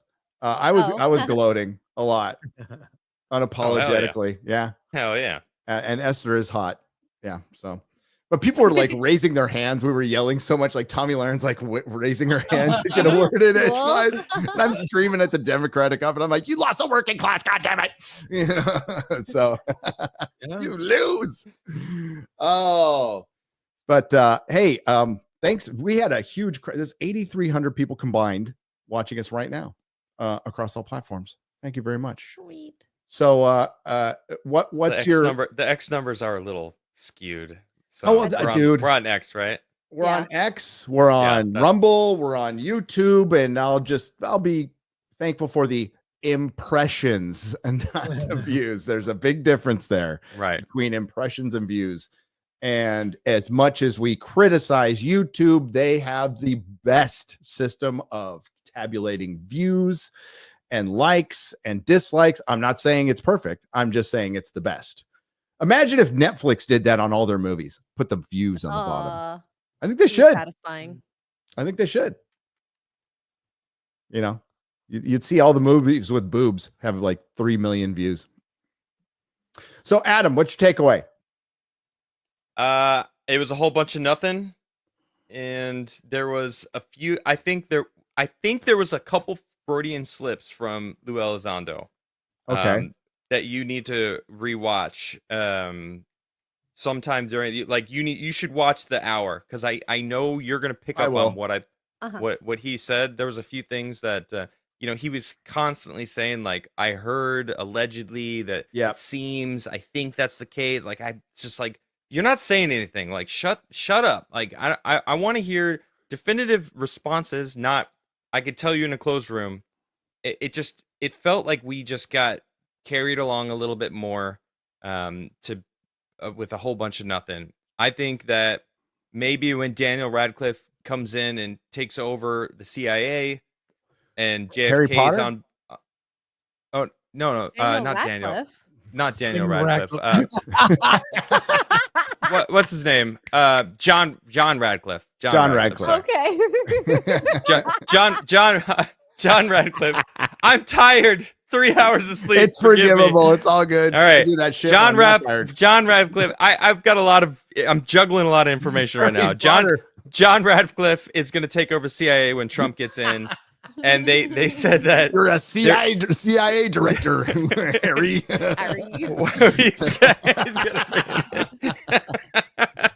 Yeah. They're going to be disclosing, they're bringing out the JFK files, the January 6th stuff. Like everything is being disclosed according to what they're saying the plan is, right? So I don't see why this wouldn't be the case of more transparency. Then you got Vivek teaming up with Elon with the, government efficiency. That's awesome. Targeting this compartmentalization that is, an underlying layer of this whole entire conversation that who do we go to find out more? Like no one knows. That's how bad it's gotten, right? And that's how bloated government has become. So to the people who like the government is so incompetent and the bureaucracy, there's no way they can keep this secret. And my response to that is the government is incompetent and filled with bureaucracy and redundancies. And that's exactly how they keep the secrets. They're able to compartmentalize the compartmentalization to orders of magnitude to where like 5 people know where like the alien bodies are. Right. And those 5 people are unelected. And they're government for life. And the president probably never, ever finds out. I would say maybe the one who did find out might have been Nixon, maybe. No, they don't even find out who's the ones who knows who. Oh, no, they have no idea where the aliens are. I think, I can't remember if it was Clinton. I can't remember what president it was. Might have been Trump, where they like, no, we don't tell the president that. And it's like, what? But there is classification levels higher than the president. So higher than a civilian, which is fucking nuts because ultimately we're supposed to be their boss, but it's a political ruling class. That's what we're fighting against. And it's muck that's going to take forever to get through. And I think the UFO story is incredibly important for technology, for safety, also just for humanity. I think it would change our perception to like, it's changed mine because I know we're not alone. It'd be ridiculous to think we're like, look at how life permeates this planet. That you're saying this is the only place in the entire universe for which we don't know how big it is and how old it is for real. Like we're the only thing. Are you fucking kidding me? That's right. That's ridiculous. So I think it would be important for the human like spirit and just the mindset, to know we're not alone. And I mean, I think most of us would just get up and go to work the next day and go, okay, we're not alone. All right, here we go. We're gonna make a fuck Hollywood video, something like that. Like I think we're ready for it. The reason it's classified is money and power. That's it. And this, especially the latter. And well, you saw how much that these private corporations are brought up. So much shit is hidden through them. Oh yeah. And that really nuzzled up relationship between corporations and America is something that I find deeply disturbing. I don't mind them working together, but like when they start withholding information from the American people or their own stockholders, that's a fucking problem. And we were headed towards a full-on banana republic. Some might argue we're already there, and we might have kind of stopped it, right? We'll see. And it's funny how like the UFO thing, which has stagnated, the UFO community is split. They're full of fucking charlatans and shit. There's some good guy like Richard Dolan out there is like one of the really fucking good ones. That's one you should listen to. it's such an important subject, but it's gotten just bogged down with bullshit, and we just want the fucking truth. All right. And I don't think we're getting it from the government. And I've said this before, I don't think we should rely on it from the government at all. Like, it's going to have to be a witness, a human, a regular person, a regular Joe, finally getting, and every time they do, they get stonewalled or they get shamed. Or, the pilots thing, the private pilots, there's no way of knowing. How many of you out there in chat know airline pilots? I know a few. Every single one of them seen a UFO.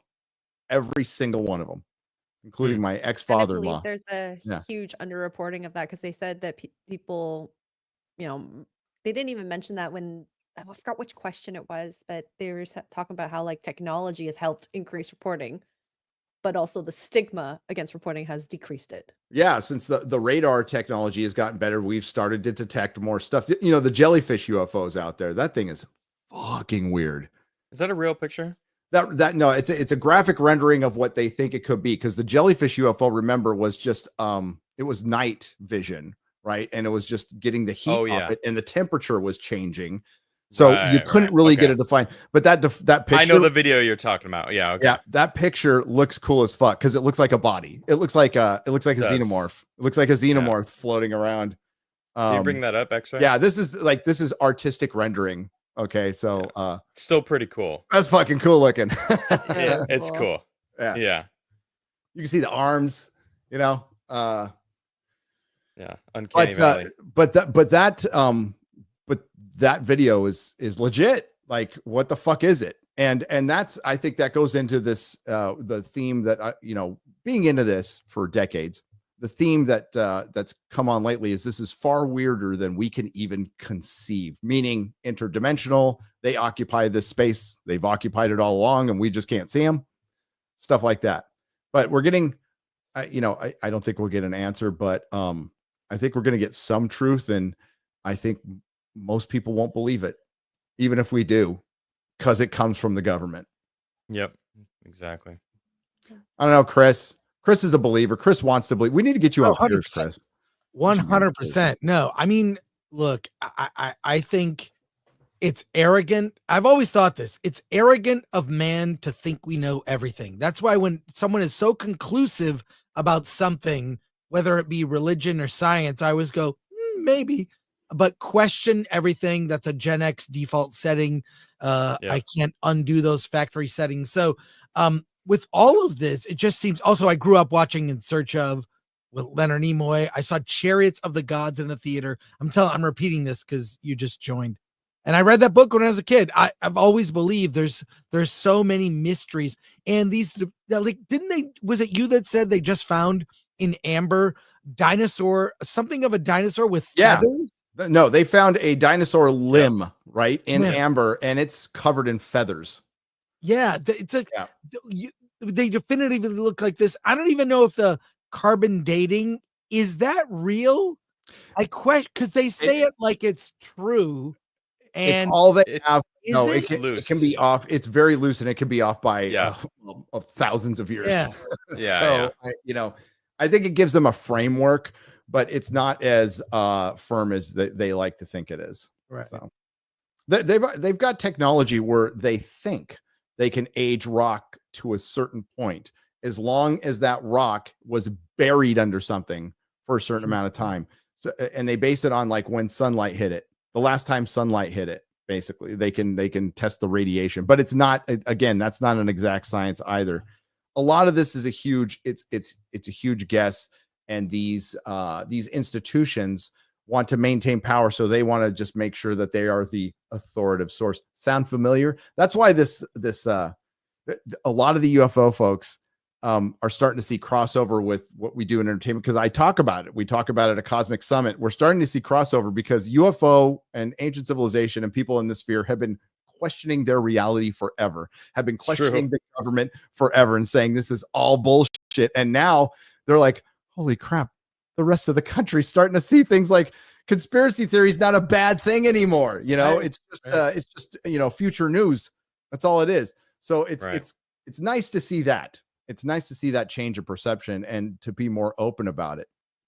So I think public perception is really important. And the public perception is the vast majority of people probably believe in UFOs or at least want the truth. Right. I don't think there's still skeptics out there, but skeptics are like atheists. You can exist. That's fine. But most of y'all are no fun, and I'm not calling out the atheists who are fun. If you're fun, I'm not talking about you, but most of you are just no fun. It's what Chris said. I don't roll out of bed thinking I'm convinced on anything or I'm 100% right on anything. My mind is open to be changed at any point in time. I'm wrong many times a day. My wife will tell me, and she'd be right. That's kind of how I run through life. So to be that convinced that something does exist or doesn't exist is ludicrous. We just don't know. We don't know. The simulation theory. I thought that was bullshit, Adam. When I first heard it, I'm like, that's bullshit. Now I'm like, a lot to it. Yeah. Once you get more information, you're like, oh, there might be something to that. Does it change how I go about life? No, not at all. But yeah. No, I mean, simulation theory and religion go hand in hand. I mean, they're just different versions of the same thing. Yep. So. Yep. I mean, simulation theory is a way for scientists to rationalize God. We talked about that. Yes. Basically. It's a way for atheists to rationalize God. It's not God. It's an architect or a programmer. What's the fucking difference? It's like, okay. Sounds like a god. Have we read Soups at Crigler, or should I read No, some? do you want me to? I can read them as well if you want. Yeah. We probably want them actually read instead of stumbled through. Okay. Switzerland IT. This was from last Sunday, so I forgot to read it. Just so you know, you have to stay 5 seconds longer for $1. That's why we missed it. So I apologize. Oh. Eddie Brock She 9043. said. Hey Gary, did you hear that John Barrowman is delisted from Doctor Who, Torchwood, and BBC? What? Yeah, they completely Oh, canceled no. the gay man who they had no problem with for decades because there was a lot of just behind the scenes shenanigans, and it was adult shenanigans. But would you say it was wildly inappropriate if nobody did anything about it? No, listen, there used to be a panel called Anything Goes with John Barrowman at Comic-Con. Chris, have you been to one of those panels? Anything fucking goes in those panels, dude. By the way, he guest hosted on Attack of the Show, and he was very handsy. He was very blue. I don't know. I see. It didn't bother me. He didn't grab me ever, but he was a very friendly person. So, now, but it's were hard you to- bummed about that? Did you feel self-conscious that if Yeah. you weren't, It's like, why did he grab everybody I'm except for right me? here. My ass I've is got a in nice here. ass. You know what? that- You know what they that's say. My gay friends say, "The ass wants what the ass wants." Yeah, but They there you always- go. But no, I wasn't offended. It's really hard to offend me, but it was like that's anything goes. But if you don't grab my ass, I mean, yeah, I'm disappointed. I'm Or disappointed. got bummed, not So, in the right way. Yeah, I'm just saying. I know of that panel, but I worked with them. It was weird. I'm sure I got pictures here, but I don't know. Yeah, it was he's a different gone. Time. It was a different He's time. gone. Sad.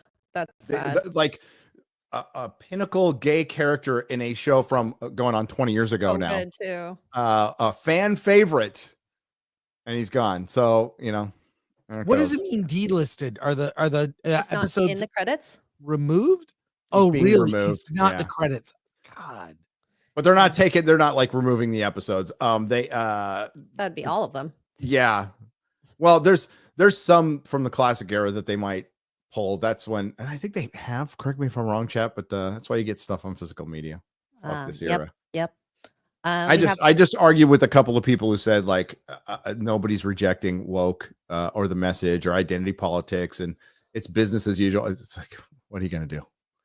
What you gonna do? Sorry, go on. It's okay. Logan Miller for $9.99 says, "Happy AF, you're all covering this." So thank you. Magnum Norse for $10 says, "To the criminals that perpetrated 2020, if you committed crimes, we'll find you." Ooh, awkward. Well, crimes in 2020, crimes in 2008. There's a lot of people who should be, a lot of bank executives, a lot of people who are currently working in government who should be in federal prison for the rest of their fucking lives for ruining American lives, real people, American lives. Yep. Brent Wolf for $50 says, "Yeah, I got by Photoshop. Apparently, that was about Tucker Carlson's press. Oh, yeah. secretary. Oopsies." Melodic Method on the Streamlabs side for $50 says, "Will Gary be the first to submit to our new alien overlords?" Garrett's the first. Garrett's the first. It's already happened. Yeah. Yeah. So He's getting probed right now as we speak. He's That's basically here. Princess Leia in the slave outfit. Yep. Oh. Yep. Zorbu I the said Hutt. it. Yeah. Yes. Excuse me.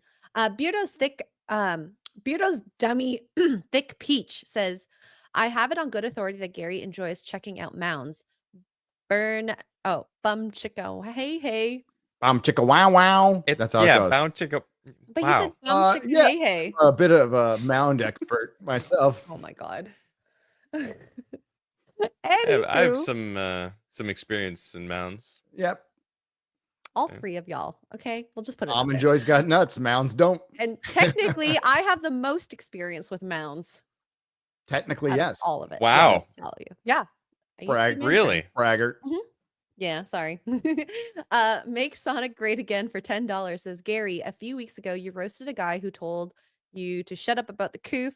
That same guy has shown up in G&G and other streams. He's got to take his own advice and just stop watching FNT altogether." Yeah, I mean, I'm not gonna. Yeah, let go of the coof. Let go of the Is it civil rights movement. Someone in chat. Let go or of the something? Holocaust. Yeah. You know, let it go. Fuck off. No. Yep. And then we have Crazy Clown with a Rumble rant for $2 says, "Hey, yesterday you said something about an author you follow and how boys aren't reading fiction. You couldn't remember his name. Does the name Dave Chadwick sound familiar?" It doesn't. I can tell you who this is. It is Doug. It's something Douglas. Douglas. I am terrible at remembering. Oh, I'll find it again. Okay. He replies. We reply and like each other's tweets once. I'm sorry, I forgot your name. I'm fucking old. But I'll retweet that. I'll find it and I'll retweet it because I definitely liked it. And it was a great. What he basically said is he went to Barnes and Noble, Chris and Adam, and it's anecdotal, but he showed like why men aren't reading books, and it's because they aren't written for them. And he showed the fantasy section, and it blended into the romance section, and you couldn't fucking tell the difference at all, cover wise, at all. So really, it was I'll tell you what it was. It was the twilightization. Yes, of everything. And let me It just ruined show you. everything. I should. Chris, you have a sticker, I believe, that Yeah, perfectly there you go. represents. Oh, wait, let me blow I'm it gonna up. send it to Shad. Oh my god. I'm gonna mail that Please to New do. Zealand or wherever he is. I found this old sticker. I'm gonna mail it to Shad at Shadiversity. Shout out to him. So yeah, no, it's taking like genres and then turning it into a girl brand. It's what they did to Star Wars. It's what they tried to do to Marvel, but they saw did the it to Wheel of Time, Rings of Yes, Power. all of those things. Or there's a Lord of the Rings cartoon coming out, which I saw. Oh no. And okay, can we talk about that? Yeah. Yeah. Well, how was it? How was it, Chris? Well, it was very girl boss. It's everything. Of course it it's was. everything you think. And there are some cringe moments, especially at the end. Now, by the way, I don't know the lore. So I got kind of excited. It's like, oh, this is better than Rings of Power. It's a coherent story. There's music from the Howard Shore Lord of the Rings original trilogy. Yeah. In there, like, so they kind of got me on stuff, but some stuff is so dumb. Okay. in the movie, you probably experienced a character named Helm Hammerhand. Yeah. Okay, Pops. Yeah. As I predicted, does Hera steal his valor? Does she steal his glory? Only a little, and by that I mean a lot. Okay. Yeah, it's just Lord of the Rings fans are gonna fucking hate this. Yeah, they will, but it seems like it was made 5 years ago. Yeah, Like, yeah. it's And not- it probably was. I mean, it's anime, Yeah. so Anyways, we'll talk about this some other time. All good. So now we have biggest 194, 3 parts for 1625 says, "Hi Gary, I was the guy that got hit by the forklift last year, and I'm very happy to say that the insurance company has been forced to approve my surgery, and I will be going in a few weeks, and I am hoping that next year will be the start to my road to recovery, but the long delays might have caused me to have to get more surgeries after this one. We'll find out next year, and there's a chance I may have to medically retire in my early 30s. I thank you and that sucks. I know that's heartbreaking to hear. Early 30s. He Yeah, that's fucking crazy. goes on and says, "I thank you and all the others, as Ryan says, retards, for helping me get through Yes. this very tough and dark period of my life. Hail the fellowship. F pineapple on pizza. No. No. And for me, it is now or never. I Pineapple on take pizza. everything I said that was nice Yeah. back. Forget it. No, I'm just kidding. Here's the get well one day at a time. You might be retired from this gig, but one door closes, another one opens. You might find something else. Hey, And even better. I never planned on doing this. The duality of life, ladies and gentlemen, the duality of life. We have Mike Barra. Please don't ask me any more about the UAP hearing. They're a joke. The witnesses are a joke. The process is a joke. You're better off watching reruns of X-Files. Now, you are. So true. Okay. Yeah. So Yeah. true. We Giorgio wasted so much time. Tsoukalos. What a monumental House committee hearings on the UFO, which just took place in the U.S. Congress. Absolutely earth-shattering. We are on our way. The wheels have come off. Disclosure is here. Just incredible. We are not alone. We have never been alone. I got to scream. They never said it, but look at the difference too. 635. I mean, Giorgio's got a much bigger account than Barra. Yeah, but it's still, they didn't say anything. No wheels came off. There was no disclosure. No, absolutely earth shatter. What was earth shattering about that? No, it was. I was reading Nothing. between the lines and looking for somebody to misspeak. That's what I look for. I would not. I think it happened once. I think it happened once, and it was Lou Elizondo right after you left, or like 20 minutes after you left. There's the attitude of like, at least they're having them. I think we're past that. Now they have to give us some substance, but let's wait for the new administration and see if we're really about. Let's see if we're really about Disclosure. transparency and disclosure. Right. Nobody's asking Probably for not. the alien's fucking home address. Okay. An acknowledgement. I am. Okay. You are. Some of us want that, but like, I would be happy with just an acknowledge. Yes, we have bodies. We have craft. We are not alone. We will report more later. Because I think a lot of the truth is we don't fucking know. We found this shit and we don't know. And there's multiple as below, so above. There's multiple different civilizations. Within those civilizations, there's multiple different cultures. There's multiple different attitudes. There could be benign aliens, evil aliens, fucking, insects who don't give a fuck, hive minds, super intelligent shades of the color blue. It could all exist. I think in reality, the universe is a lot more like Hitchhiker than anything else. Hitchhiker's Guide to the Galaxy. I think there's bureaucracy and incompetence, and there's awesome technology and greed. I think that's universal. There was only one time that they mentioned. Someone asked, I think, Lou Elizondo about a Grush talking about not being of this plane, a different dimension. Yeah, and he was kind of like, I'm a nuts and bolts kind of guy. He said that multiple times. Like I don't know anything about that, and I think that there needs to be more questions about that kind of stuff, because I think that there is something there of a connection or a knowledge of a presence, like Grush was saying. I'm not saying I believe Grush to 100%, to any extent, but I do think that there is, I don't know, there's something to that, a higher dimension, maybe like something that exists out of time, that it seems to us that they're time traveling, but in reality they're just, that's how they operate. We're 2D trying to understand what 3D means. Exactly. You know what I mean? Yep. Yeah. Grush, because he's a whistleblower, was allowed to say more technically than Lou Elizondo, who had to sign a bunch of shit and his contracts and stuff like that. Plus, Lou Elizondo was in counterintelligence, and you cannot dismiss that. You cannot, And he might be completely for real, but in the back of everybody's mind, including mine, that man was counterintelligence. In other words, overthrowing regimes, creating discord. Now, creating discord in ISIS, I'm fine with that. You know how you do that? You take away their meth, okay, that we supplied to them. But you know, like, oh, fuck. But I thought that was funny with Mike Bear. I love Mike. Okay. I love Mike. Giorgio has always been nice to me. Unfollowed me on Twitter immediately, probably after he saw a couple of MCU tweets. But I talked to him at the Ancient Aliens Live, and he was, "Oh my God, what's up?" And he asked me if I still had the footage on my drive of their very first shoot. So that was the sizzle reel to introduce that I worked on. Here, I'll show you a picture of kind of fat me. Hang on. Oh, there we go. Hang on. Oh, wait, it's small. You can't see it. Never mind. That's what she said. I lit the scene, so I'll show some of the footage. Very good. I'll show some of the footage someday of that's kind of the precursor to Ancient Aliens that I worked on with Giorgio. But again, I just did the lighting. I didn't do any editing or anything like that. I just lit the interview. But yeah, this was before he was big.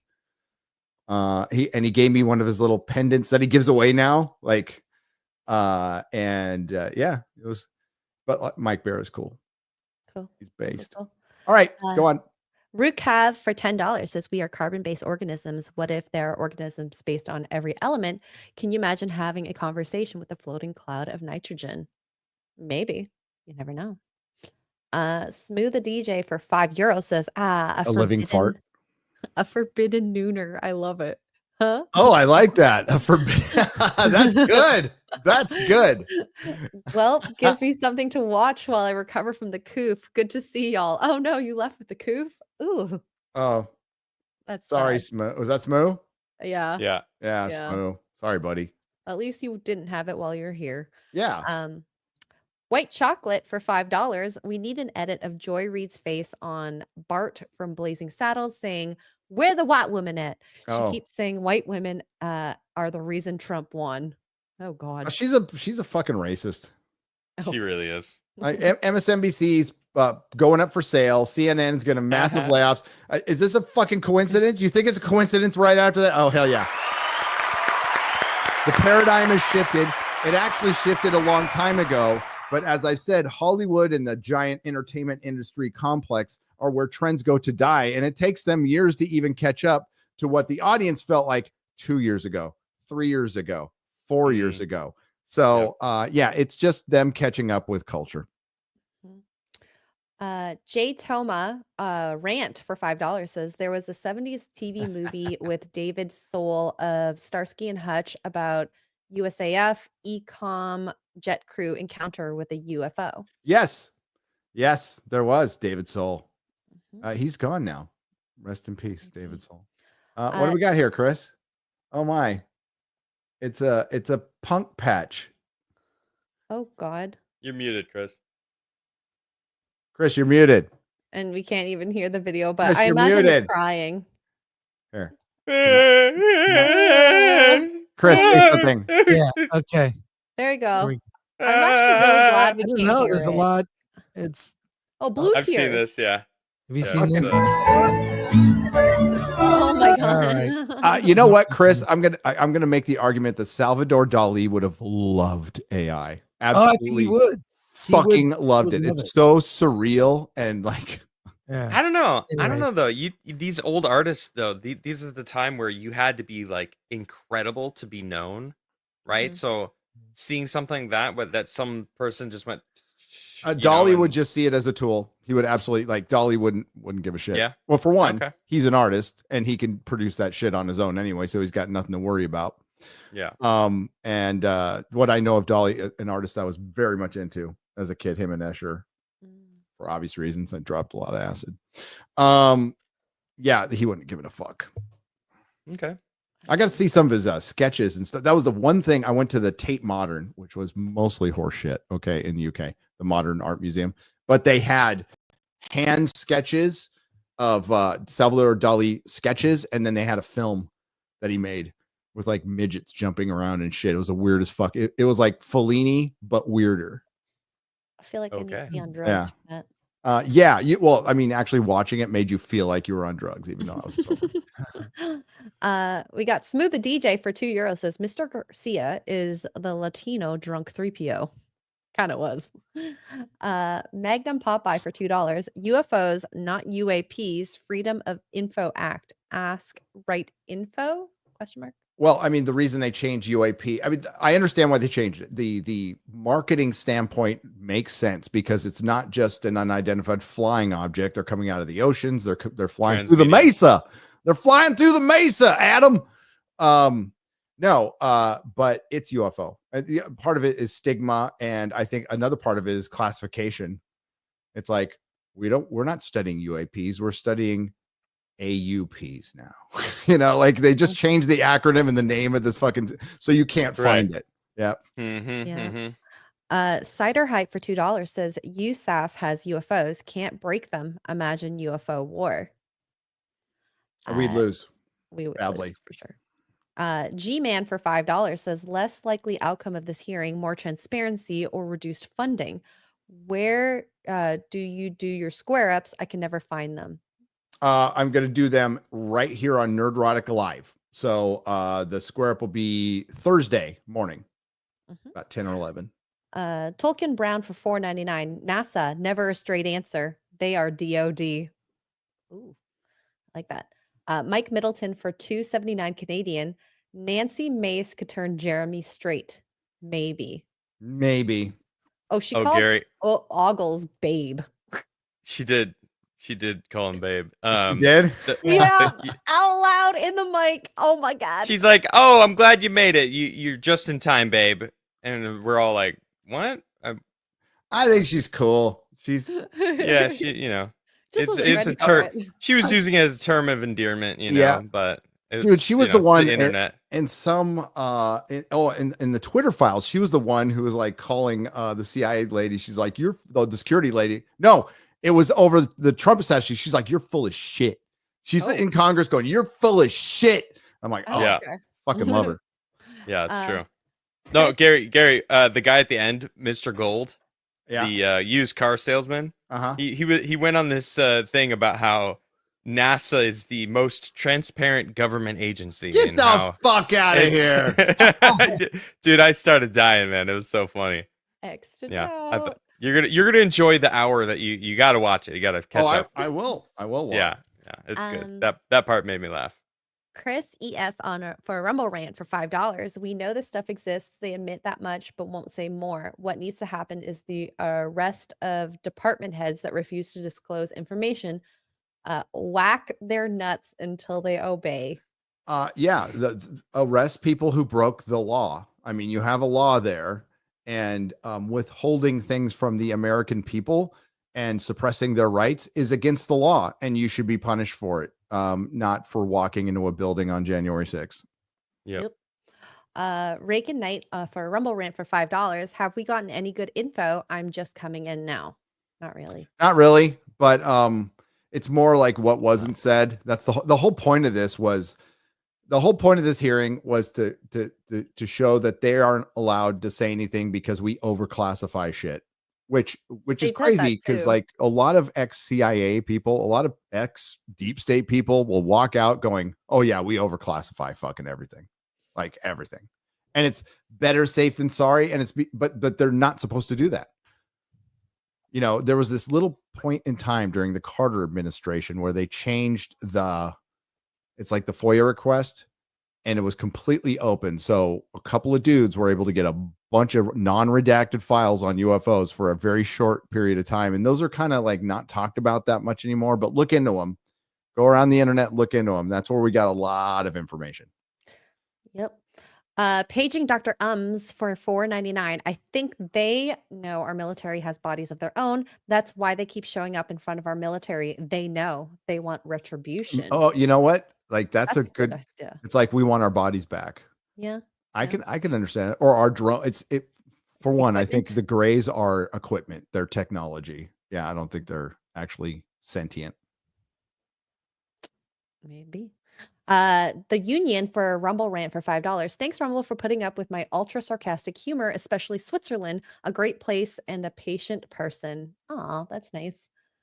Sneaky Singy for $2. Mace is better than all of them. Okay. Visitor 22 for Rumble rant for $2. Trump, as the sitting president, can declassify anything, correct? No, can he? I don't think know. so. I don't. Yeah, I don't. I do Okay. not know. I don't think. Midgar Ninja for $5. 90% of government contracts are subbed out to contractors that hire normal everyday citizens, non-government employees.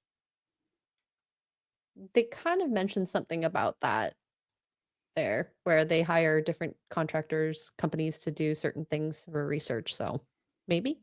Maybe. Jose Contreras for $1 on a Rumble side. They've dated rocks from recent lava rocks, sent it to different locations to see how accurate they are without testing without telling the testing facilities. They came back with millions and thousands, not accurate. Not accurate. There you go. All right. You hook that fat cow Nima. Okay. For $1.99. Wow. We are not alone. Hi, X-ray girl. You look cute. Thank you. Simp. F6 blue for $2. Helm's Daughters Deep. Yeah, it's going to be called Hera's Deep by the time it's over. Okay. Sounds like a porn on wicked.com. A little bit. Siege on the Traveler says we can handle the truth and it's not out there. It's right there. And Kendon B, another Traveler message says catching up. But Gary, if you drove up 66 through Missouri, you went right past me. I'm just outside Springfield. Yeah, I stayed in Springfield. Oh, dang. Yeah, the Ozarks are pretty in the fall. And that's it. I stayed in Springfield and that whole area was beautiful. Gorgeous. That's it. Guys, thanks for hanging and covering for me. And you too, X-Ray Girl. Chat, thank you. This was tons of fun. Next boring ass hearing we will cover. We're going to cover all this shit. By the way, in December, Nerdrotic Live turns into Forbidden Frontier. So that means square ups and the re-upload of the Nooner will probably go to Nerdrotic Daily. Okay. This just came in. The president in his role Right. as the Whoa. chief executive is the classification authority. All classifications are derivative from that authority. Prez can declassify anything he wants. Point of the Florida court case and Mar-a-Lago raid. There you go. Yeah. All right. Thank you, Brent. There you go. Thank Thank you, you, Brent. Thank you for the fitting. Multiple 50s. What do you got coming up, Adam? Some sleep? Man, I've got so many projects too that I'm doing around the house. I just have my daily show Monday through Friday. I go live at 6:30 Eastern time, and then I've been putting up clips. Check them out, and just trucking along doing that. And then of course, wait, do we have Luke on Sunday? Yes. Yep. I'm looking forward to hearing from Luke Caverns this Sunday. He's His going to be on Forbidden travels. Frontier. He's been all over the world, and Yep. that dude, I love the way that he just views ancient history. It's fantastic. Really looking forward to hearing from him. So check out our Sunday show. It's going to be good. Cool. Yeah, it's gonna be fun. Thanks, Adam. Just be careful. Adam's gonna go breastfeed the baby. You know, I Or didn't want to say sleep, it publicly. maybe. Or both. Or You do both. Stop it. Chris Stop. Gore, what do you got coming up, man? Hollywood on the Rocks with Alan Ing the Merciless. I'm reviewing the first 4 episodes, spoiler free, of Dune Prophecy. I've Yes. seen them. What? So I'll talk about that later Yes. today. And then lots of Hollywood news. Just join us at 1 p.m. Pacific time, 4 p.m. Eastern. Tune in. Ing the Yeah. Merciless. Chris. And I'll be back. Yes, and I'll be back next week for our nooner. For We'll the talk nooner. about who knows what we'll discuss. Do you guys The like my news is- background chat? I didn't even ask. It's- Like it's Yeah. so Clean. So I Simple. So much we nicer. put this together yesterday. We're like, get a couple bookshelves. We'll find some shit and found some cool stuff. Yeah. Just laying around the house. They're like, look, It works. it works. Piers was happy because the guy from Piers is like, I saw your setup on Monday. I was like, oh no. You look like you're in a Uh, prison. Yeah, I know. Kind of like me right now. But thank you, Chris, for joining us. And X-Ray Girl, what do you have coming? You're in another state right now. Yes, I am. nothing coming up, but I did buy a flowers Lego, so that'll be built on our Sunday build stream when I'm back home. Saucy Saturdays on Wicked Virtues channel, and of course Friday Night Tights. Yep. I can think of. So yeah. All right. This week in a couple of days. What? Oh, one more rant came in. Go for X Gamer X for $5 says I can't believe you let Adam gaslight you into thinking the Doge is just a fake meme. No, it's What? not a I fake didn't say meme. that. It's a real meme. Yeah, it's a real meme. What do you mean? I never said that. Like Elon posted a meme. So A like, meme about the meme. yeah. Yeah. But yeah, I'm confused. But thank you for the rant. Okay, so this week, Grand Rapids Comic Con in Michigan. I will be there. Don't know what I'm doing. I think I'm going to be at a table with Drinker, shaking hands, high-fiving people. You can call me a knucklehead, idiot. I don't care. Maybe a panel, not sure. What I will be doing is shopping. So I'll be walking around, come up and say hi. Let's hang out at the con. Let's go shop for comic books. But Drinker's going to be there, and he's going to do a panel, a couple panels, I think, and a meetup. So go check us out this weekend if you're in Michigan, the red state. Chris's home state of Michigan. Yeah. Flipped. It flipped red. Flipped. That's good. I'm in the It I'm in was the red. always red. I'm in the beautiful red state of Wisconsin right now. You're always red. I love it here. For one, it's nice to feel cold weather again. It's like, oh, this is what it's like. Yeah. Cold weather is so great. I'm gonna try to. I promised on election night, grab Thar's hammer that I said if Wisconsin goes red, then we'll find a place to do a meetup. So I'm gonna figure out something. It'll be week after next. I'll let you know. It's gonna be very impromptu. Just meet at a bar. Also, if you're at the Packer 49er game, I'll be there too. Wait, this Sunday? Next Sunday, a week from this Sunday. Oh, that's awesome. Yeah, I'm taking the boys, and all the Wagners are going because the Wagners live in the Bay Area, but they're all from Green Bay. So it's 49ers and Packers. Nice. And going to Lambeau is fucking awesome, man. Like it is football royalty. So, all right. So everybody have a great day. I will be on Jimmy Dore tonight. Jimmy Dore's not going to be there. I think Kurt Metzger might be there, but yeah, I'm going to be on Jimmy Dore tonight at 5:30. Nice. CST. Rock on. All right. Yeah. Easy day. Take care, everybody. Nerdrotic.com. Welcome, travelers, to the fringes of reality, where the strange and mysterious meet, and the thin veil between fact and fiction is torn.